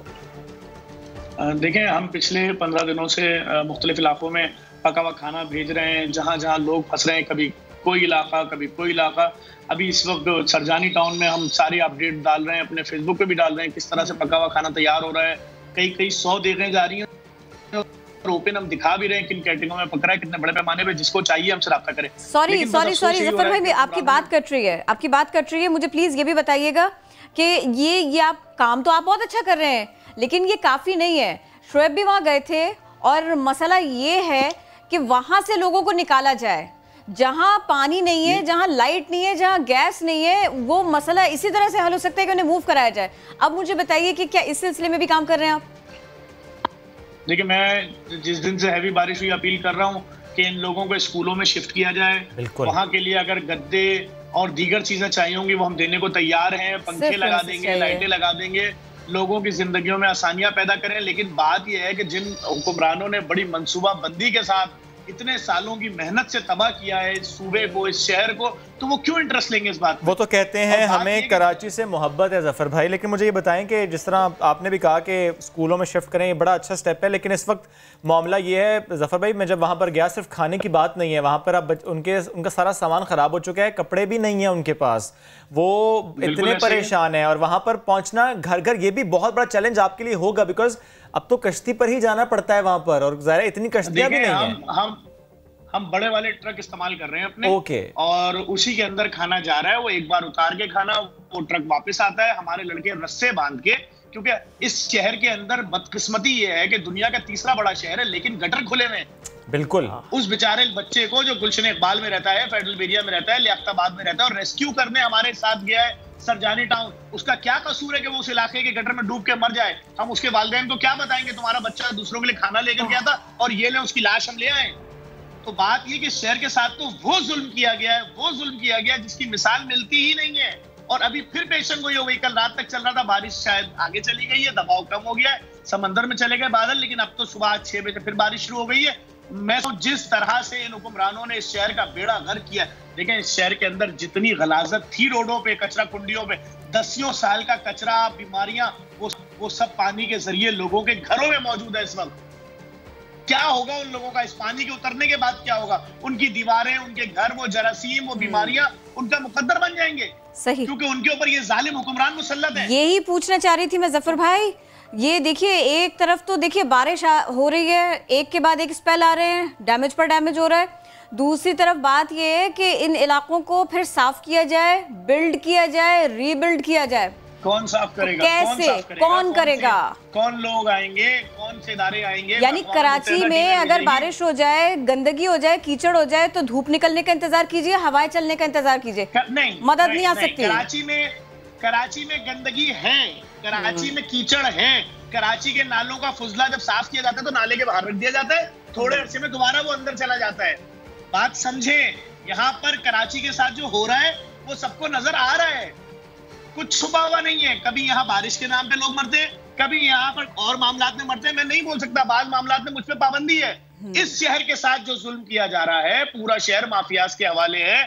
आप क्या बोलेंगे? किस जफर भाई, 2 घंटे की ट्रांसमिशन के बाद, 6 घंटे की ट्रांसमिशन के बाद, जब मुख्तलिफ स्टेक होल्डर्स ये कहते हैं कि ये कसूर जो है ना वो कराची के अवाम का है, वो वोट किसको दे रहे हैं, वो किसको लेकर आ रहे हैं, ये मैं मेरा दिल जो है ना वो बिल्कुल छलनी हो जाता है इस तज्जिए के बाद। सर आप प्लीज बताइए। मैं सियासी बात करना नहीं चाहता, मैं इस टॉपिक पे पढ़ना नहीं चाहता कि क्या, कैसे, कौन, क्यों, कब तक, क्या आइंदा कोई किसी को, लेकिन कम से कम ये तो ठीक नहीं है ना। जिस दिन कराची की आवाम इस जुल्म के खिलाफ, सिंध की आवाम इन जालिम हुक्मरानों के खिलाफ अपने घरों से बाहर आ गई, सबकी तबीयत साफ हो जाएगी। ट्विटर खेलना बंद करें, फेसबुक के लाइक। जफर भाई, वो इसीलिए ट्विटर खेलते हैं क्योंकि अगर उन इलाकों में जाएंगे तो कुट पिट के वापस आएंगे। इस वक्त ये फ्रस्ट्रेशन का आलम है। देखें, अरे लोगों के मैं अभी परसों नहीं कराची गया हूं, उन्होंने मुझे बताया 2 आदमी यहाँ डूबे, एक बच्चा यहाँ से डूबा, उस जगह से निकला। ये कोई इंसाफ है? वो किसी के बच्चे नहीं है, वो किसी का बाप नहीं जो घर से दही लेने गया था। यही तो बात है जफर भाई, वो ये सोचते ही नहीं है कि वो जब मासूम बच्चे हैं जो बाहर देख रहे हैं वो भी किसी की आसवा और किसी के बिलावल हैं, यही तो सोचते नहीं है। जफर भाई साथ मौजूद थे, बेहद शुक्रिया। आपसे झूठ, मैं आपको जफर भाई सॉरी वक्त कम था, साथ मौजूद है। बहुत अच्छा काम आप करें, बहुत सी और तंजीमें जो अच्छा काम कर रही हैं, लेकिन at the end of the day काम हुकूमत को करना होता है, काम एग्जीक्यूटिव को करना होता है, और उस एग्जीक्यूटिव को ना किसी सुप्रीम कोर्ट के हुक्म की ज़रूरत होती है और ना ही किसी और सपोर्ट की। जब करना होता है तो कर लिया जाता है। When there is a well there is a way. Anyways एक ब्रेक लेते हैं, वापस आते हैं, स्टे विद अस।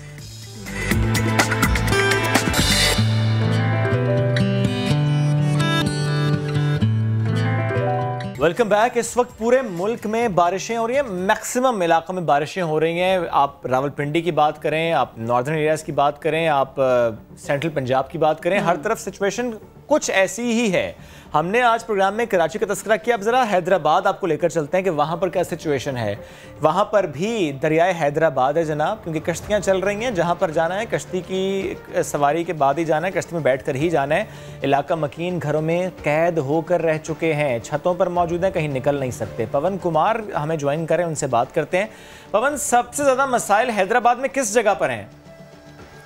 जी बिल्कुल, लतियाबाद 11 की हालत आप देख सकते हैं। इस वक्त हम कश्ती में सवार हैं और कितना घरों में पानी जमा आ चुका है। ये गुज़िश्ता एक रोज़ की बारिश के बाद जो है हैदराबाद का ये हाल है। आप देख सकते हैं यहाँ के इलाके मकीन जो है वो बेचारे इंतहाई परेशान हो गए क्योंकि उनके घरों में कई फीट पानी जमा हो गया है।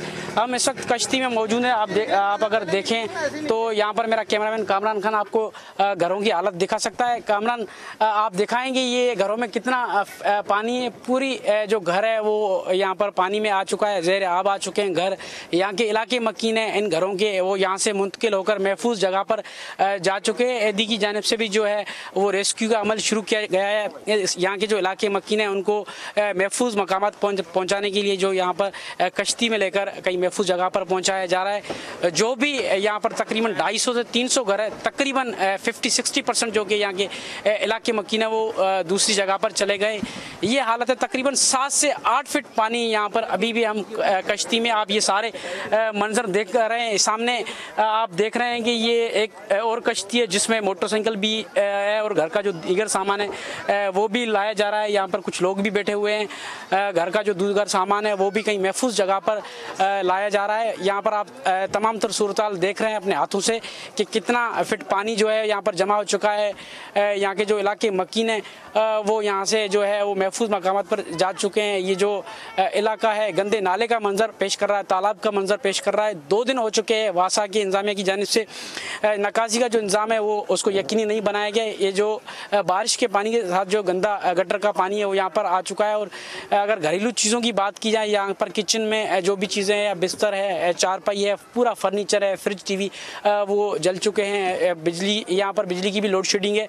और यहाँ के इलाके जो मकीन है वो महफूज मकामात पर बंदोबस्त करने के लिए इमदाद के मुंतज़र, मगर एडी फाउंडेशन की जानिब से जो इन इलाके मकीनों को महफूज मकामात पर पहुँचाने के लिए बंदोबस्त किया गया। इस वक्त भी कई जो अफराद है, फैमिलियाँ हैं, वो कश्ती में सवार है, उन्हें जो है महफूज मकाम पर जो है मुंतकिल किया जा रहा है। जी पवन कुमार, बहुत शुक्रिया, आप अपडेट कर रहे थे। हैदराबाद का इलाका लतीफ़ाबाद, और ये कोई नई बात नहीं है, इस इलाके के मसाइल कोई नई बात नहीं है। अगर आप यहाँ के लोगों से बात करें, वो छतों पर बैठे हुए हैं और वहाँ कोई जाने वाला, कोई आने वाला, कोई उनको इस मसले से निकालने वाला नहीं है। ये वहाँ का भी मसला है।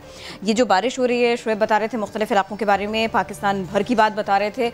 एक इसका इम्पेक्ट आ रहा है, एक आएगा। कैसे आएगा मैं आपको बताती हूँ। कपास की फसल, ये उसके लिए ये बारिश ये अच्छी नहीं है। सब्जियाँ आप आगे चलकर देखेंगे, मौसम के इन असरात का ये जो असरात है ना, ये सारा का सारा उसकी प्राइस के ऊपर, उसकी तलब, उसकी रसद के ऊपर जाएगा।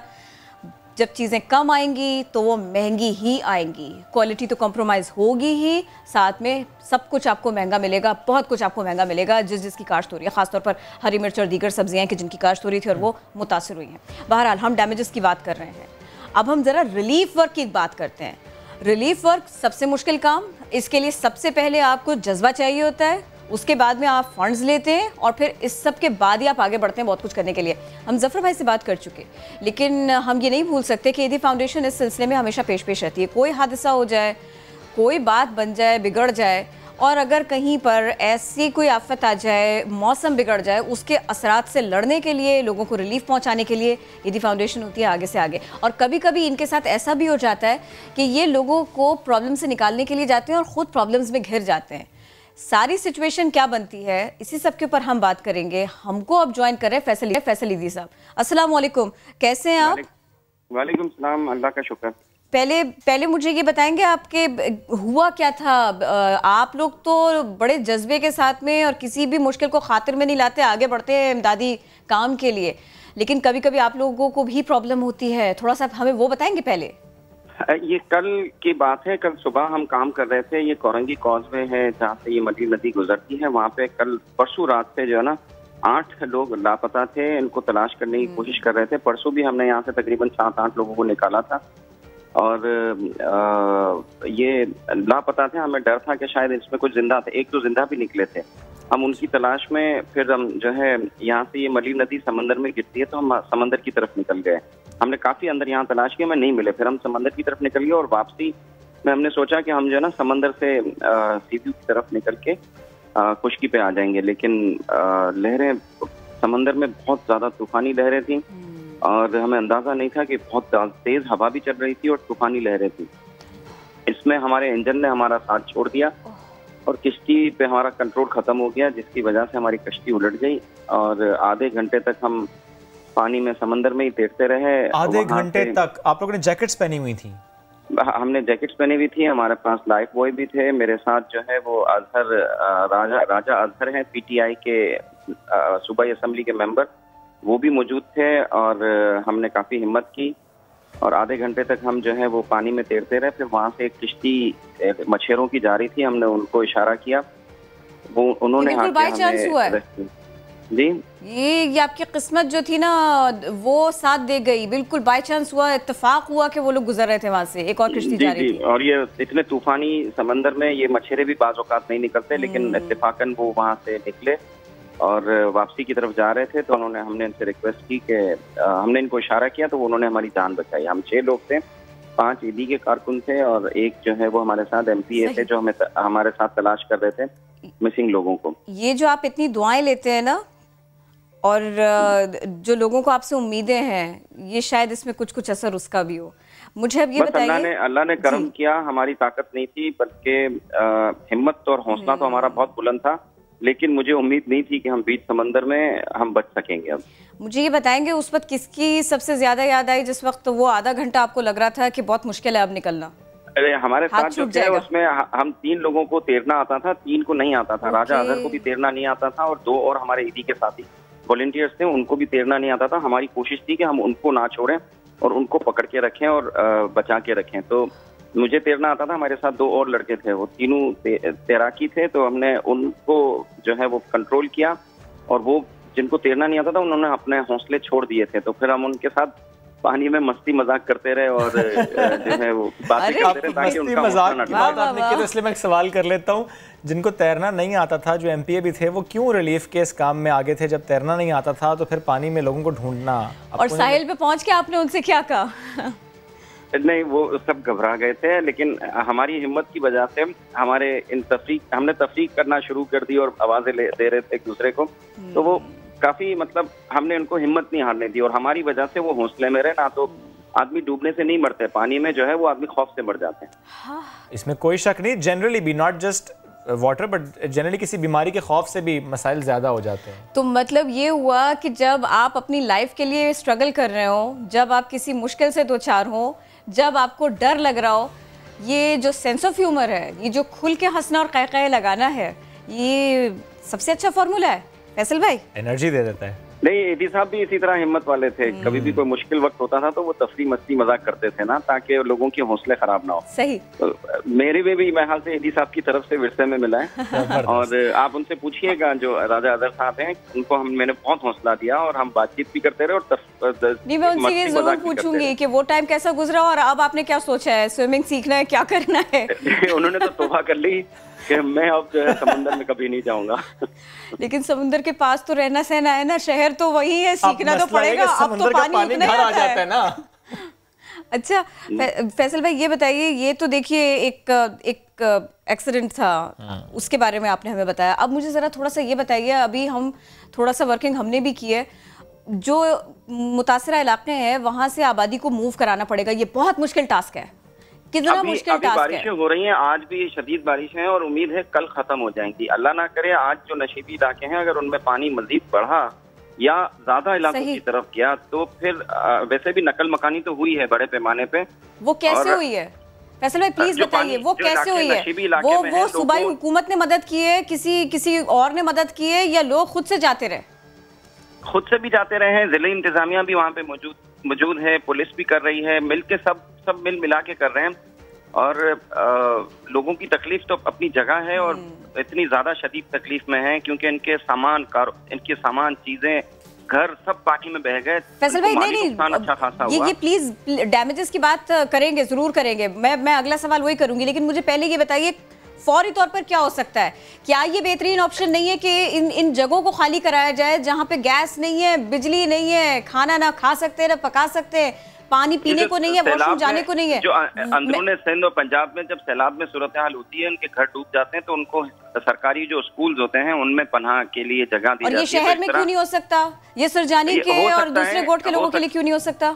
हो सकता है जब कम तादाद में होते हैं तो लोग अपने रिश्तेदारों के घरों पे जाते हैं। बहुत ज्यादा तादाद में होते हैं तो इस तरह होता है। मुझे लगता है अगर आज बारिश ना थमी तो ये सरकारी स्कूलों को जो है वो शेल्टर होम बनाना पड़ेगा और वहाँ पे इनको पनाह देनी पड़ेगी। और इनको हम अभी फिलहाल खाना तो दे रहे हैं ये मुख्तलिफ मकानों पे या मुख्तलिफ जगहों पे। थोड़ा सा क्लियर कीजिएगा, अगली बारिश अगर मजीद डैमेज लेकर आएगी तो ही जरूरी होगा, उससे पहले ये जरूरी नहीं है। मतलब अगर बारिश रुक गई तो भी तो 4 दिन, 6 दिन, 8 दिन, 10 दिन लगेगा फैसल ईदी साहब सिचुएशन को बेहतर होने में, पानी उतरने में, लोगों को वापस उन घरों में जाने में। हाँ, लोग हैं तकलीफ में हैं, परेशानी में हैं, उनको खाना भी प्रोवाइड किया जा रहा है मुख्तलिफ एनजीओ की तरफ से, हमारी तरफ से भी। और जो है उनको अच्छा हमारी कश्तियां हमारे पास हैं तो हम इनको महफूज मकानों की तरफ निकाल के लेकर आ रहे हैं ताकि ये खुश्की की तरफ आ सके। और ये ही इम्पोर्टेंट है फिलहाल। और ये हम 4 जगहों पे कर रहे हैं। हैदराबाद में भी 1-2 जगहों पे हो रहा है और कराची में भी 3 जगहों पे जो है ना ये इसी तरीके से हम किश्ती चला रहे हैं ताकि उनको महफूज मकानों पे। फैसल ईदी साहब, सबसे ज्यादा जरूरत, देखिए खाना तो बहुत बुनियादी है, खाने के अलावा ऐसा क्या है जिसकी सबसे ज्यादा जरूरत है इन एरियाज में? मैं खास तौर पर बात कर रही हूँ जो शहरी आबादी में पानी आया है, जो घरों का बुरा हाल हुआ है। ये सैलाबी सूरत हाल में किश्तियां अच्छी होनी चाहिए जो कि हमारे पास हैं। और अनफॉर्चुनेटली हमें इन टैक्सियों पे 15-20 लाख रुपए टैक्स दिया है गवर्नमेंट ने। हम उससे मुतालबा करते हैं कि वो टैक्स वापस करें ताकि हम नए अच्छे वाले इंजन ले सकें। हमारे 11-12 करोड़ रुपए के टैक्सेस लिए हमारे सामान के ऊपर। तो मिनिस्ट्री ऑफ कॉमर्स से मेरी दरखास्त है और इनको हमने कई दफा लेटर्स लिखे हैं कि आप हमें पैसे वापस करें ताकि हम मजीद अपने इक्विपमेंट जो है वो अच्छे कर सकें। और इस वक्त हमें इंजनों की बहुत ज्यादा जरूरत है और वो हमें पैसे रिलीज करेंगे तो हम ये इंजन और ये अच्छी चीजें लेंगे ताकि हम लोगों को इस तरह की सूरत हाल में अच्छे तरीके से मदद कर सकें। और सेहत के शोबे में क्या हो रहा है? सेहत के मामलात क्या है? लोगों को ज्यादातर परेशानियां क्या? अभी ऐसा नहीं है, अब उसके बाद में प्रॉब्लम बढ़ेगा।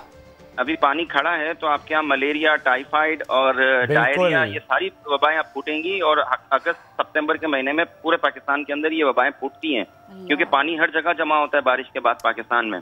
तो ये जो है वो अभी लाखों की तादाद में लोग इन बीमारियों से मुतासिर होंगे। इसीलिए ये बहुत जरूरी है फैसल भाई, डॉक्टरों की दुकान चलेगी और चांदी होगी इनकी। लेकिन ये बहुत जरूरी है इस वक्त के जब लोगों को वहां से निकालना है, महफूज मकाम में मुंतकिल करना है, फैसिलिटेट करना है। एट द सेम टाइम जिन इलाकों में पानी है, जिन घरों में गंदा पानी है, गटर का पानी है, इस पानी को साथ साथ निकालना है। बहुत जल्दी ये करना होगा।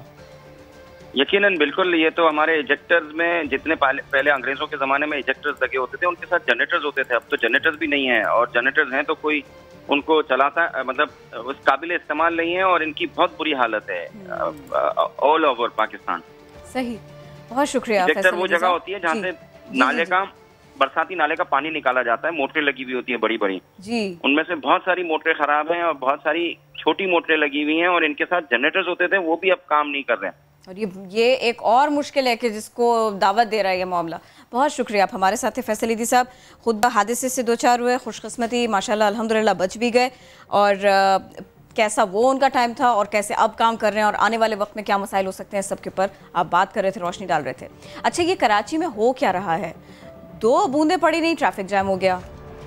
बारिश के 2 स्पेल आए नहीं तो आबादियों तक पानी आ गया।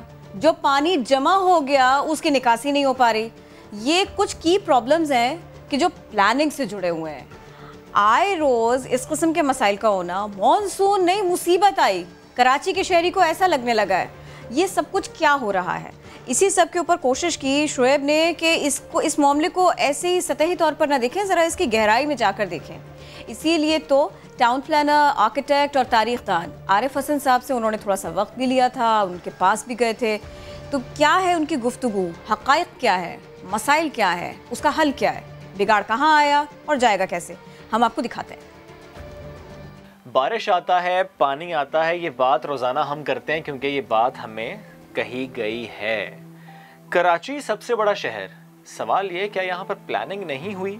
यहाँ पर तो 64 बड़े नाले हैं, यहाँ पर छोटे छोटे बेशुमार नाले हैं, यहाँ पर कई आबादियाँ हैं, यहाँ पर नई आबादियाँ हैं, यहाँ पर नया नाज़िमाबाद है जिसे हम कहते हैं गया नाज़िमाबाद, क्योंकि बारिश के बाद वो हमें नज़र नहीं आता। सुरजानी टाउन की बात करें तो वहाँ आज भी जो हालात हैं वो देखकर दिल खून के आंसू होता है। लेकिन सवाल है हमारे आज 2। पहला सवाल ये है कि असल में कराची के साथ हुआ क्या है, कराची के ये मसाइल आखिर स्टार्ट कहां से हुए हैं, और फिर हम आज बात करेंगे इसके हल से मुताल्लिक।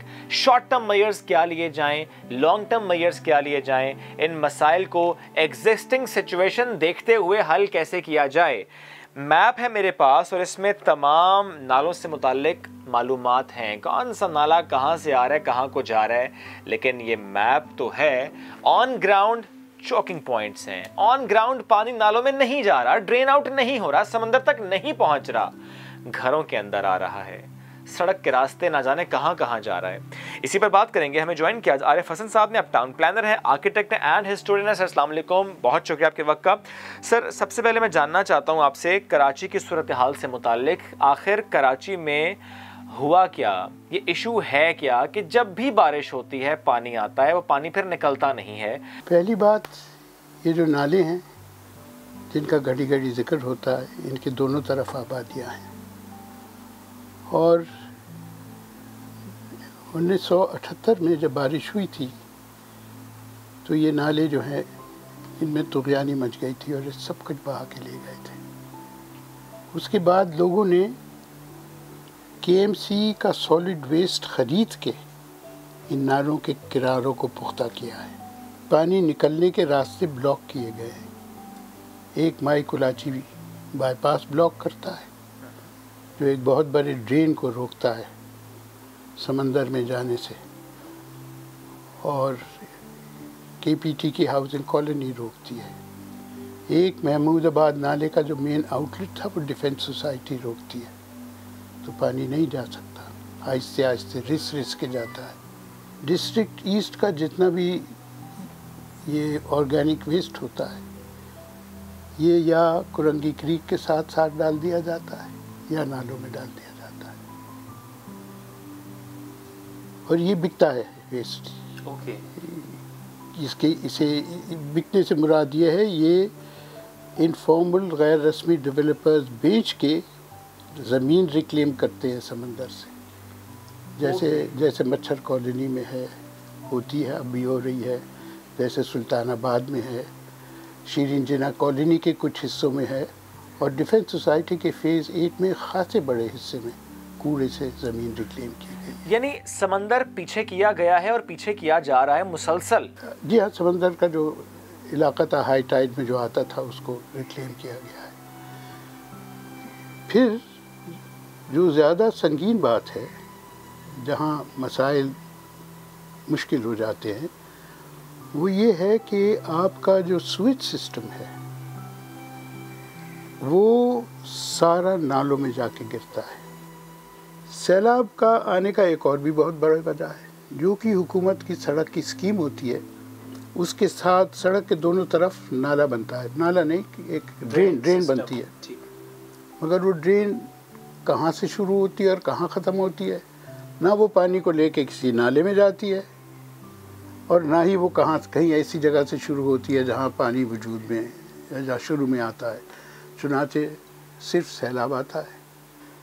फिर कायदा ये होता है कि जब आप प्लानिंग करते हैं, कोई प्लानर आर्किटेक्ट कोई प्लानिंग करता है, सबसे पहला काम वो ये देखता है कि पानी का निकास कहाँ है, और वो कोशिश करता है कि जो नाला या डिप्रेस्ड एरिया है जहाँ से पानी गुजर रहा है उसको बरकरार रखे, वहाँ से शुरू करे जहाँ से वो शुरू हो रहा है और वहाँ ख़त्म करे जहाँ उसका इख्तिताम है, और अगला वाला साथ वाला वो यही करेगा तो नाला बरकरार रहता है। अब आप ये देखिए, तकरीबन 60 बड़े नाले, और मेरे अपने हिसाब से कई हज़ार छोटे छोटे नाले थे जो इन नालों में गिरते थे। Sir Surjani town, north Karachi, नया नाजिमाबाद, ये बहुत पुराने इलाके नहीं हैं, चंद साल पहले ये डेवलप हुए हैं, और इनसे मुताल्लिक हम यही गुमान रखते हैं कि ये तो प्लानिंग से बने होंगे। यहाँ की जो आबादियाँ हैं बड़ी प्लानिंग से बनी होंगी और यहाँ पे मसले नहीं होने चाहिए, लेकिन सर आज सबसे ज़्यादा मसले यहाँ पर हैं। यहाँ पर आज भी बारिश के बाद 3 दिन 4 दिन पानी रहता है सड़कों पर, घरों के अंदर। देखिए, नक्शे पे प्लान हो जाता है, हकीकत में प्लान नहीं होता। ये जो टेंडर बनता है, PC1 बनता है, ये प्रोजेक्ट का बनता है, ये किसी बड़े प्रोग्राम के तहत नहीं बनता। तो जो प्रोजेक्ट होते हैं उनके ज़रिए तो मसले हल नहीं होते ना। प्रोग्राम होता है, उसके उसूल होते हैं। Sir Sindh building control authority तो है, तो ये उसी का काम नहीं है टू चेक इट? ये सिंध एनवायरनमेंट क्या कहलाता है, महकमा सिंध एनवायरनमेंट डिपार्टमेंट का काम है कि उससे ये मशवरा किया जाए। अच्छा, अब ये जो आपके इलाके हैं जैसे सादी टाउन है, ये डूबता है क्योंकि वो जो फॉर्मेशन से जियोलॉजिकल जहाँ से पानी आता था किसी ड्रेनेज पैटर्न में, नेचुरल ड्रेनेज पैटर्न में, वो तो रहा नहीं। सर अब मैं चाहता हूँ कि हम सोल्यूशन पर बात कर लें। I really want to listen के सोल्यूशन क्या है, considering the same capacity, the same situation, वही बात, इख्तियारात, फंड्स, यहाँ मसला वहाँ मसला, हो क्या सकता है इन्हीं हालात में रहते हुए? सोल्यूशन मुश्किल है। अच्छा, आसान नहीं है। ये इतना आसान नहीं है कि नाले साफ कर दिए ये चल जाएगा, नहीं, कोई नहीं चलना। इसमें सबसे अहम बात तो ये है कि आप जो समंदर के आउटलेट्स हैं वो आपको रिस्टोर किसी ना किसी शक्ल में, किसी न किसी तरह से करने पड़ेंगे। ठीक। अगर आप रिस्टोर नहीं करेंगे तो आप जो मर्जी नालों को कर लें, फ्लडिंग होगी। क्या इस सम्त में काम किया जा रहा है सर? मेरे इल्म में नहीं है। ठीक, ये बहुत अहम है। दूसरा, ये जो रेक्लेमेशन है समंदर से जो मुस्तकिल हो रही है अभी भी कभी जाएं आप, कुछ इलाके के नाम बता देता हूँ, जाके प्लॉट खरीद लें आप समंदर में, और वो कहेगा 2 साल बाद आके, ये लोग पर्चे 2 साल बाद आके अपना प्लॉट ले लेना। सर इसका मतलब है फिर KMC इन्वॉल्व है? जब हमने स्टडीज की थी जब तो थी, और अब जब मैंने देखा है हाल में तो ये जारी है। अब ट्रक मुझे पता नहीं ये किसके हैं मौजूदा जो आके डाल रहे हैं, मगर डाल रहे हैं। यानी आउटलेट क्लियर हो, सिचुएशन खासी बेहतर हो सकती है। मेरे हिसाब से आपके 3 बड़े नाले जो हैं, एक कलरी नाला, एक आपका सुल्ह बाजार ड्रेन, और एक आपका पिचड़ नाला, मेरे ख्याल में यही है 3 अहम, यानी गुजर नाला, ये तो आपके अहम नाले हैं।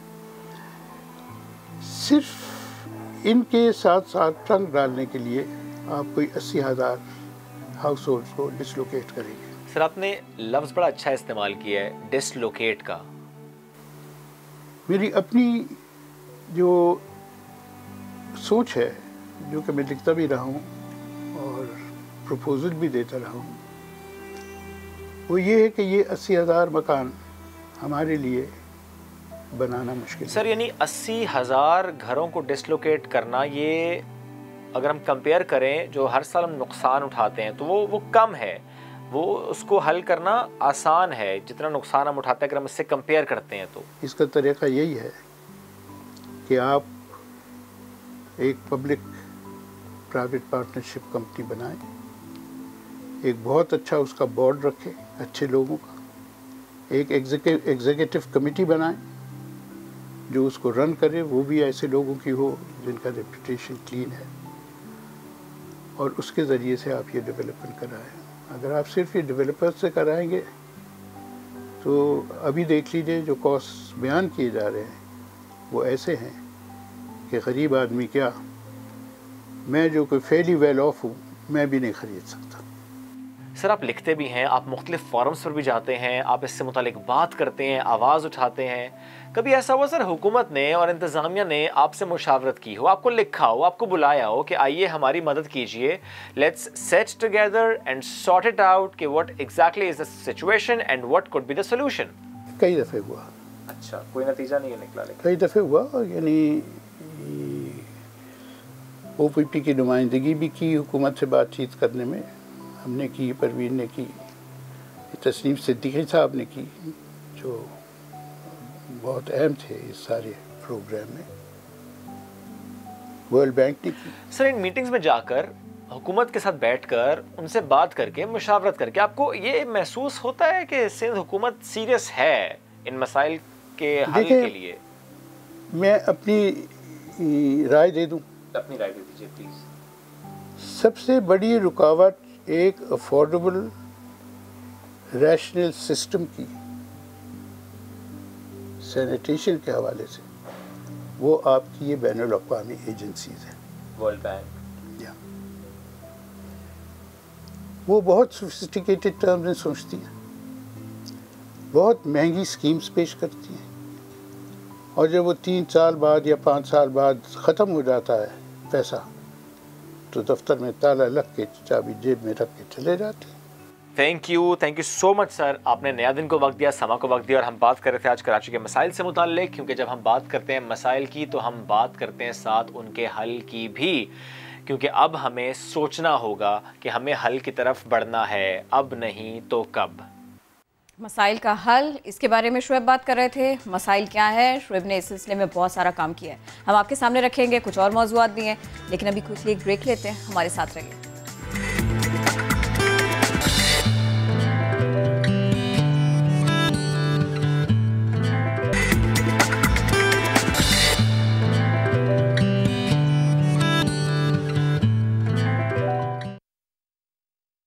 कराची, इसको हुकूमतों ने क्या दिया, इसको हुकूमत सिंध ने क्या दिया, इसको विफाक से क्या मिला, इसको बल्दियाती निज़ाम ने क्या दिया। ये हालात इसकी मुंह बोलती तस्वीर हैं। कराची से मोहब्बत करने वाले ज़रा आकर देखें तो सही कि यहाँ पर सिचुएशन क्या है। जहाँ निगाह जाती है वहाँ गटर का गंदा पानी दिखाई देता है। और ज़रा सोचिए, क्या आप छत पर रह सकते हैं? अभी तो मौसम कुछ बेहतर है, हल्की हल्की सी बारिश है, हालांकि ये बारिश इस वक्त यहाँ के मकीनों के लिए बहुत बड़ा ख़तरा है, लेकिन जब धूप हो, गर्मी का मौसम भी है, ऐसे में बाहर रहना, छत पे रहना, ये बहुत बहुत मुश्किल बात है। जिस खातून से हम नीचे बात कर रहे थे, उनकी 3 बेटियाँ वो ऊपर बड़े मजबूरी की हालत में यहाँ पर रह रही हैं। इससे पहले कि मैं उनके पास जाऊँ, मैं कैमरामैन फरहान से चाहूँगा कि वो आपको दिखाएँ इस वक्त जो तमाम गलियाँ हैं कि वो क्या मंजर पेश कर रही हैं। कि जहाँ पर आप देखेंगे वहाँ पानी है, कहीं पर बाइक डूबी है, कहीं पर रिक्शा डूबा है, और जिसका सामान जहाँ पर रखा था वो सामान डूबा है, ख़राब हो चुका है। कहीं पर औरतें, बेबसी की तस्वीरें, कहीं पर खिड़की से लटके बच्चे ये देख रहे हैं कि हमारे साथ क्या हो रहा है, और हमें भी ये सोचना होगा कि हम इन बच्चों को क्या मुस्तक़बिल दे रहे हैं। यहाँ पर पूरी फैमिलीज़ परेशान हैं। यहाँ पर बच्चे कभी इन गलियों में खेलते थे और अब ना जाने दोबारा से कब खेल पाएंगे, ये पानी कब निकल पाएगा, इस पानी के निकलने के बाद सिचुएशन बेहतर कब हो पाएगी, किसी को मालूम नहीं है। क्योंकि जब काम करने की बारी आती है तो काम होता है शारा फैसल पर, काम होता है मेन आर्टरीज़ पर, काम वहाँ होता है जहाँ वज़रा की गाड़ियाँ जाती हैं, लेकिन वहाँ काम नहीं होता जहाँ गरीब रहते हैं। जब गरीब ये कह दे कि गरीब भी तो एक इंसान है, तो फिर दिल दुखता है, फिर दिल बहुत दुखता है, क्योंकि इंसान तो हैं। फरहान प्लीज़ आ जाइए, हम चलते हैं उनके पास, और जिनसे हम नीचे बात भी कर रहे थे अभी, क्योंकि रेंजर्स एहलकार भी साथ मौजूद है। मैंने जिस तरह नीचे भी बताया था, क्योंकि जो भी राशन तकसीम करने आता है, रेंजर्स खुद अपनी मदद आपके तहत यहाँ पर पहुँच रही है, राशन तकसीम कर रही है, क्योंकि ज़ाहिर है जो लोग यहाँ से निकल नहीं सकते उनके पास और कोई ऑप्शन नहीं है। सिर्फ इतनी सी जगह पे आप रह रही हैं? जी, इतनी सी जगह पे रह रहे हैं, बस सिर्फ बैठ के रातें गुजार रहे हैं। 6-7 दिन हो गए? 6 दिन हो गए तकरीबन। जुम्मे से 3 बजे से बारिश शुरू हुई है और आज बुध हो गया है। और ऐसे में कई बार बारिश भी हुई, उसमें भी हम यहाँ पे थे। खुदाया, ज़रा सोचिए कि तेज़ बारिश भी हो रही है, जब हम अपने बच्चों को कहते हैं कि बालकनी में भी ना जाओ, खिड़की में भी ना खड़े हो, कहीं आसमानी बिजली ना गिर जाए। हम अपने बच्चों को बिल्कुल उस तरह से हिफाजत से रखते हैं जैसे, अगर मैं एग्जांपल दूं, मुर्गी की के परों के नीचे चूज़ों को रख लेती है, हम वैसे ये माएँ ये माएँ होती हैं, इस तरह बच्चों को प्रोटेक्ट करती हैं। लेकिन मैं फिर भी कहूँगा आपकी हिम्मत को सलाम है, एक माँ की हिम्मत को सलाम है कि वो बड़ी मुश्किल से छत पर आई, बच्चों के लिए यहाँ पे उन्होंने पूरा अरेंज किया, बच्चे उनके यहाँ पर बैठे हुए, खाना भी यहीं पकाती हैं? खाना भी यहीं बनाती हैं। अच्छा, मुझे बताएं कि हुकूमती नुमाइंदे कभी नजर आए आपको इन 5-6 दिनों में? मुत्तेदा वाले आए थे, कुछ दिन पानी की बोतल और खाना, और एक दिन से ऐसा तो नहीं होता ना कि एक दिन देके चले गए क्या पूरा हो जाएगा। हमारा हर चीज़ की जरूरत है, सुबह से लेकर शाम तक बैठे रहो तो रात में आता है, हम इससे गंदे पानी में कहाँ जाए, कोई कीड़ा काट ले, कुछ हो जाए, कितनी परेशानी आप खुद बताएं। आप आए, आपको कितनी मुश्किलात हुई है। बिल्कुल ऐसे। कितने साल से वैसे आप इस घर में? मुझे तकरीबन 1.5 साल हो गया इस घर। 1.5 साल में पहली बार ऐसे हुआ इस तरह बारिश का पानी आया? लेकिन हमारे घर में नहीं आया था, लेकिन अब जो डैम का पानी छोड़ा है, कहाँ का छोड़ा, सिर्फ डायरेक्ट हमारे घर के अंदर आया। ये भी एक बात है कि यहाँ पे लोगों को ये बताया गया कि डैम का पानी छोड़ दिया, हालांकि डैम का पानी भी कहीं नहीं छोड़ा गया, और एक खौफ की फजा यहाँ पर कायम है। लोगों को ये लगता है कि अभी कह रहे हैं कि डैम का पानी और छोड़ेंगे, इसमें मगरमच्छ आ गए ये और वो, इस तरह का खौफ दिला रहे हैं। इसकी क्या वजह थे? अब देखिए, ज़रा इस जुमले पर गौर कीजिए। ये खातून ने जो कहा कि बता रहे हैं, कह रहे हैं मगरमच्छ पानी आ जाएगा, ये फेसबुक, ये व्हाट्सएप, इस पर लगाने वाली पोस्ट, इस पर शेयर किए जाने वाले स्टेटस, इस पर भेजी जाने वाली videos, I am talking about unverified videos, I am talking about fake news. वो आपकी फेक न्यूज़ जो वायरल हो जाती है, वो आपकी फेक वीडियो जो वायरल हो जाती है, हर किसी तक पहुंच जाती है। वो पानी से मिला हुआ है, मंगो पीर से 4 मगरमच्छ गायब है, वो इस पानी के अंदर आए। आप ज़रा सोचिए, जिसकी कोई हकीकत नहीं है, जिसका जैसा कोई मामला नहीं है, लेकिन एक खातून अगर यहाँ बैठ के ये बात करें, इसका मतलब इन्हें कहा गया, इन तक ये खबर पहुँची, तो प्लीज़ मेरी रिक्वेस्ट है, अनवेरीफाइड न्यूज़ मत शेयर कीजिए, इससे पैनिक क्रिएट होता है। वो खातून रात भर सो नहीं सकी होंगी, रातें सो नहीं सकी होंगी, अपनी बेटियों के साथ यहाँ पर बैठी हैं, वो ये सोच रही हैं और पानी आ जाएगा, वो ये सोचते हैं कोई मगरमच्छ ना आ जाए, डैम का पानी ना आ जाए, जहाँ वो आज बैठी है कि यहाँ तक पानी ना आ जाए। तो प्लीज़ ये ना कीजिए, ये ना कीजिए, जो वेरीफाइड न्यूज़ है वो शेयर कीजिए। आखिरी में मैं आपसे जानना चाहता हूँ, मैं हर किसी से सवाल करता हूँ कि ज़ाहिर है हम उम्मीद रखते हैं और उम्मीद करते हैं, हुक्मरानों से करते हैं, हुकूमत से करते हैं, किसी को कुछ कहना चाहेंगी? बस ये देखें, अब हमारा सामान इतना ख़राब हो गया, मेरे घर में कोई कमाने वाला नहीं है, अब मुझे बताएं मैं इतना सामान कैसे दोबारा बनाऊँगी? मेरी बच्चियाँ खुद अपनी शादी के लायक हैं, मैं इनका करूँगी या अपना करूँगी? अल्लाह सबके लिए आसानी का मामला फरमाए, अल्लाह आफ़ियत का मामला फरमाए। कई रोज़ से तो हम जिक्र सिर्फ़ और सिर्फ कोरोना का करते थे, लेकिन ये तो कोरोना से भी बढ़कर है, कोरोना से भी बढ़ के, इसमें कोई शक नहीं, इसमें कोई शक नहीं। अल्लाह करे ये मामलात जल्दी हल हो, अल्लाह करे यहाँ से फ़ौरन इस पानी के निकासी का निज़ाम हो सके।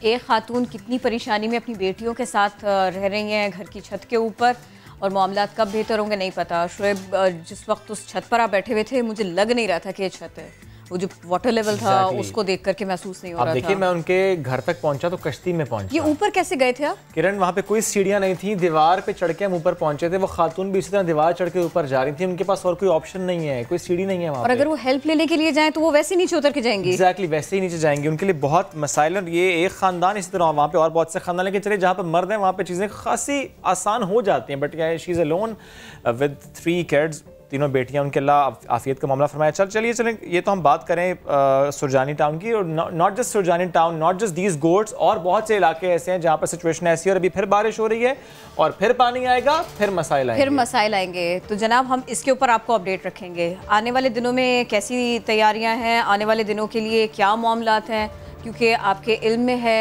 मैं दोहरा देती हूँ, बारिश अब आई है, कोरोना बहुत पहले से हमको तंग कर रहा है, सता रहा है, और अब इसमें ये कि हमारी रोज़े, रमज़ान, ईद, बकरीद, जश्न आज़ादी सब ऐसे ही गुजरा।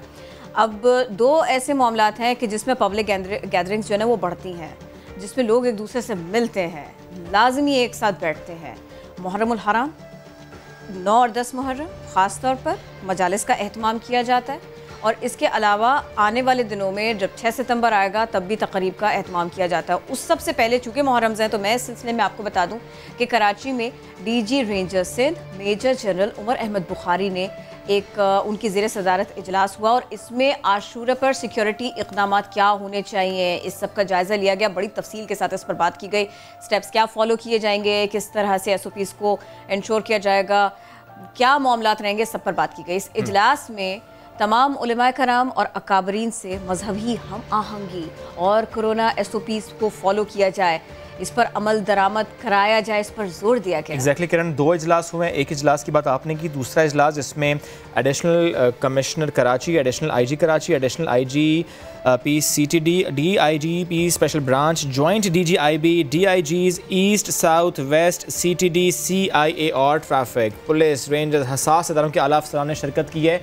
और ये इजलास इसीलिए मुनक़्क़िद किए गए हैं ताकि सिक्योरिटी सूरत हाल बेहतर रहे, अमन व अमान कायम रहे, SOPs फॉलो की जाएँ। दैट इज़ द रीज़न तमाम स्टेक होल्डर्स के साथ ये इजलास मुनक़्क़िद किए गए हैं। आगे बढ़ेंगे, आगे बढ़ते हैं। एक अहम खबर आ रही है, शेयर कर लेते हैं। एहतसाब अदालत ने शहबाज शरीफ और अहले खाना के खिलाफ मनी लॉन्ड्रिंग और आमदन से जायद असासाजात रेफरेंस में सलमान शहबाज के नाकाबिले जमानत वारंट गिरफ्तारी जारी की है। इसी पर बात करेंगे, शाहिद हुसैन ने हमें ज्वाइन किया है। शाहिद, बताइएगा इसकी तफसील। जी, जो मनी लॉन्ड्रिंग रेफरेंस है शहबाज शरीफ की फैमिली के खिलाफ, इसमें तकरीबन जो है वो 16 अफराद को मुल्जिम बनाया गया है, जिनमें से आज जो गिरफ्तार थे उनको पेश किया गया और जो हम शहबाज शरीफ हैं जो जमानत पे हैं वो पेश हुए और इस वक्त जो है हमजा शहबाज अदालत में पेश हो चुके हैं। अदालत ने आइंदा समाअत पर नुसरत शहबाज, राबिया इमरान और जवेरिया अली जो इस वक्त मुल्क से बाहर हैं इनको तलब कर लिया है और तफ्तीशी अफसर ने साथ ही ये भी बताया है कि इनके वारंट गिरफ्तारी जो है वो जारी नहीं किए नैब ने, लेकिन इनके खिलाफ ठोस शवाहिद मौजूद हैं। अदालत ने जब केस की समाअत शुरू हुई तो शहबाज शरीफ रोस्टरम पर आए। अदालत से इजाजत देकर उन्होंने ये कहा कि एक नैब वाले उल्टे हो गए लेकिन एक जिले की भी करप्शन जो है वो नहीं निकली। उन्होंने अपना टीए नहीं लिया लेकिन उन पर इस तरह के केस डाले जा रहे हैं, जिस पर अदालत ने के जो जज है उन्होंने कहा कि इस्तगासा में अगर जरा भी शक हुआ तो वो बरी हो जाएंगे, जिस पर शहबाज शरीफ ने ये कहा कि मुझे अदालत पर एतमाद है। अदालत ने जो मुल्ज़िमान अब पेश नहीं हुए उनको अगली समाअत के लिए तलब किया है और जो फरार हो चुके हैं उनके काबिल जमानत वारंट गिरफ्तारी भी जारी किए हैं और सलेमान शहबाज के नाकाबिल जमानत वारंट गिरफ्तारी जारी किए हैं 10 सितंबर के लिए। जी अच्छा, ज़रा जल्दी से आप बता सकते हैं, ये तो आपने जो समाअत का मौका था उसके बारे में बताया, बाहर इंतजामात कैसे थे, बाहर माहौल कैसा था? मैं अहाते की बात कर रही हूँ, क्या कोशिश की गई आप लोगों की तरफ से कि थोड़ी सी बातचीत हो जाती? कॉम्प्लेक्स के बाहर जो है वो इस वक्त भी पुराने केसों की तरह जैसे होता है पॉलिटिकल केसेस में वैसी ही सूरत हाल है। जो सामने रोड है जुडिशल कॉम्प्लेक्स के बाहर जो मेन रोड है वो कंटेनर लगाकर ब्लॉक कर दी गई है ताकि कारकुनान ना आ सके और एक खास हद है उससे आगे भी कारकुनान को नहीं आने दिया जा रहा। कारकुनान वहीं पर ही नारेबाजी कर रहे हैं, जुडिशल कॉम्प्लेक्स के अंदर वो दाखिल नहीं हो सके। पुलिस एहलकार जो हैं वो जो जुडिशल कॉम्प्लेक्स के अंदर आना चाहते हैं उनको कार्ड देकर ही जाने दे रहे हैं, लेकिन जो कारकुनान हैं वो उनकी नारेबाजी बाहर हो रही है, वो अंदर आने की कोशिश भी कर रहे हैं, पुलिस के साथ उनकी धक्कम-पेल भी हो रही है, लेकिन ऐसा कोई नाखुशगवार वाकया पेश नहीं आया। और मुझे थोड़ा सा इस एरिया के बारे में बताएंगे, ये जो माहौल है सारा, इस सब का असर कहीं ऐसा तो नहीं है कि जो वहाँ से लोग गुजर रहे हो उनके मामूलात पर आए, कुछ इस तरह की सिचुएशन तो नहीं है? यहाँ ये जो जुडिशल कॉम्प्लेक्स के बाहर जो सड़क है ये सेक्रेटेरिएट यानी ये मेन रोड है जो सेक्रेटेरिएट की तरफ भी जाती है, जिला कचहरी की तरफ भी जाती है और अगर किसी ने माल रोड भी जाना है तो तब भी वो इसी रास्ते को अख्तियार करता है, लोअर माल जाने के लिए भी इसी रास्ते को अख्तियार करता है। यहाँ पर जो दुकानें हैं, बैंक हैं, घर हैं, उनके लिए अब ये परमानेंट मसला बन चुका है कि जब भी पॉलिटिकल पेशी पहले भी होती थी और अब भी हो रही है तो उस वक्त कंटेनर्स लगाकर सड़कों को ब्लॉक कर दिया जाता है। ये सूरत हाल अब थोड़ी सी कम जरूर हो गई है, लेकिन क्योंकि कई जो पॉलिटिशियंस थे उनकी जमानतें हो गई तो इसलिए अब कंटेनर्स नहीं लगाए जाते, लेकिन जो अरेस्टेड हैं या जो बड़े पॉलिटिकल लीडर हैं वो जब भी पेश होते हैं तो यहाँ कंटेनर्स लगा दिए जाते हैं। और आज अगर देखा जाए तो फिर भी केस की समाअत जो है वो जल्दी खत्म हो गई, लेकिन अमूमन अगर केस की समाअत 11, 12, 1 बजे तक चलती है तो सड़कें बंद रहती हैं। और आजकल वैसे स्कूल बंद है लेकिन रूटीन में भी जो स्कूल उस दिन के लिए बंद कर दिए जाते थे, तो यहाँ के लोगों का एक परमानेंट मसला बन चुका है इस सड़क के जो आसपास रहने वाले हैं, यहाँ पर काम करने वाले हैं, कि उनको आने जाने में बहुत मुश्किल पेश आती है, सिर्फ और सिर्फ इस वजह से कि पॉलिटिकल पर्सनालिटीज के केसेस जो हैं वो यहाँ होते हैं। ठीक है शाहिद, बहुत शुक्रिया, आप हमारे साथ थे, इस सिलसिले में बात कर रहे थे। एक और मामला ऐसा है कि जिसके ऊपर खासी बातचीत की जा रही है, तो हमने सोचा कि हम उसकी तफसील भी आपके सामने रखते हैं, अमल दरामद कैसे होगा, उसके असरात क्या होंगे, ये सब कुछ हम आपके सामने रखें। बिना इजाज़त दूसरी शादी, पहली बीवी को हक महर फौरी अदा करना होगा। सुप्रीम कोर्ट ने यह अहम फैसला जारी किया है। अदालत के मुताबिक कानून में दूसरी शादी के लिए पहली बीवी या फिर सालिसी काउंसिल की इजाज़त लेना लाजमी होगी। इसी सारे के सारे मामले के ऊपर बात करेंगे। हमारा साथ देंगी माहिर कानून फातिमा खान। अस्सलाम वालेकुम, कैसी हैं आप? ये बताइए। मैं ठीक हूँ, आप कैसे हैं? अल्हम्दुलिल्लाह। ये बताइए कि ये इस सारे के सारे मामले को, इस फैसले को कैसे देखती हैं आप, इसके असरात, इसकी इम्प्लीमेंटेशन, कैसे सब कुछ मुमकिन हो पाएगा? देखिए, 2-4 चीज़ें हैं जो हमें जहन में रखनी चाहिए जब हम इस टॉपिक पे बात करते हैं। सबसे पहले तो इसमें बात है डावर से रिलेटेड, हक महर जिसे कहते हैं। देखिए, एक उसकी सूरत होती है प्रॉम्प्ट की और एक होती है डेफर्ड की। उसमें प्रॉम्प्ट जो होता है वो on the time of the निकाह या at the time of the marriage जो है वो अदा कर दी जाती है, और जो दूसरी उसकी सूरत हाल है वो है डेफर्ड की, कि वो on the demand of the wife या तो उसको दी जाती है या फिर लेटर ऑन कभी भी वो डिमांड कर सकती है, वो उसको अदा कर दी जाती है।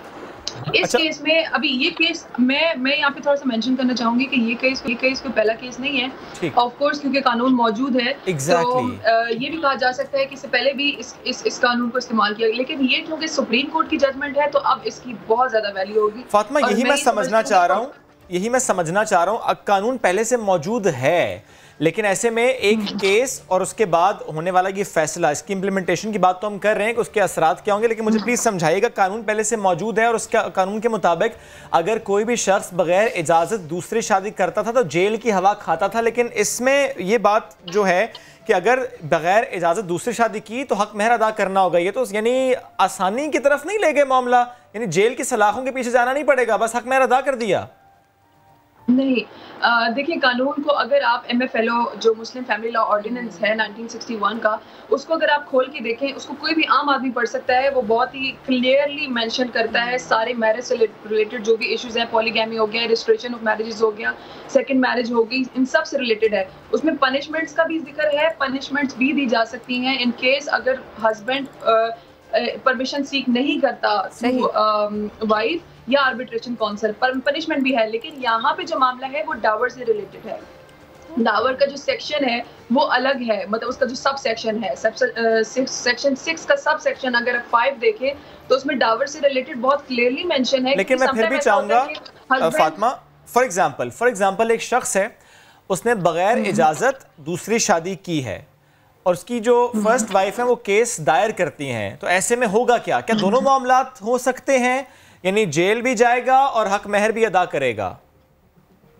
ऑफ कोर्स, देखिए कानून तो क्लियरली, यही मैं बार बार रिपीट कर रही हूँ, कानून तो क्लियरली मौजूद है ना। अगर वो इजाजत नहीं लेगा आर्बिट्रेशन काउंसिल से, और आर्बिट्रेशन काउंसिल से अगर वो इजाजत लेने जाते हैं तो वो उसकी वाइफ को भी इनवाइट करती है, उनसे भी पूछा जाता है कि क्या मामलात हैं, शादी दूसरी शादी की जरूरत क्यों पेश आई, दूसरी शादी से मना नहीं किया जा रहा। ये मैं अपने डिफरेंट इंटरव्यूज में बार बार कहती हूँ, क्योंकि मर्दों की जानिब से ये बहुत क्वेरी आती है कि दूसरी शादी से मना किया जा रहा है, दूसरी शादी से मना नहीं किया जा रहा, लेकिन एक कंडीशन पुट इन की जा रही है। ये फातिमा, ये एक्सप्लेन करने की, ये थोड़ा सा एक्सप्लेन करने की, इस पे बात करने की जरूरत है। प्लीज सवाल लेने साथ में बता भी दें, आप अच्छी तरह से समझा रही हैं इसलिए पूछ रही हूँ।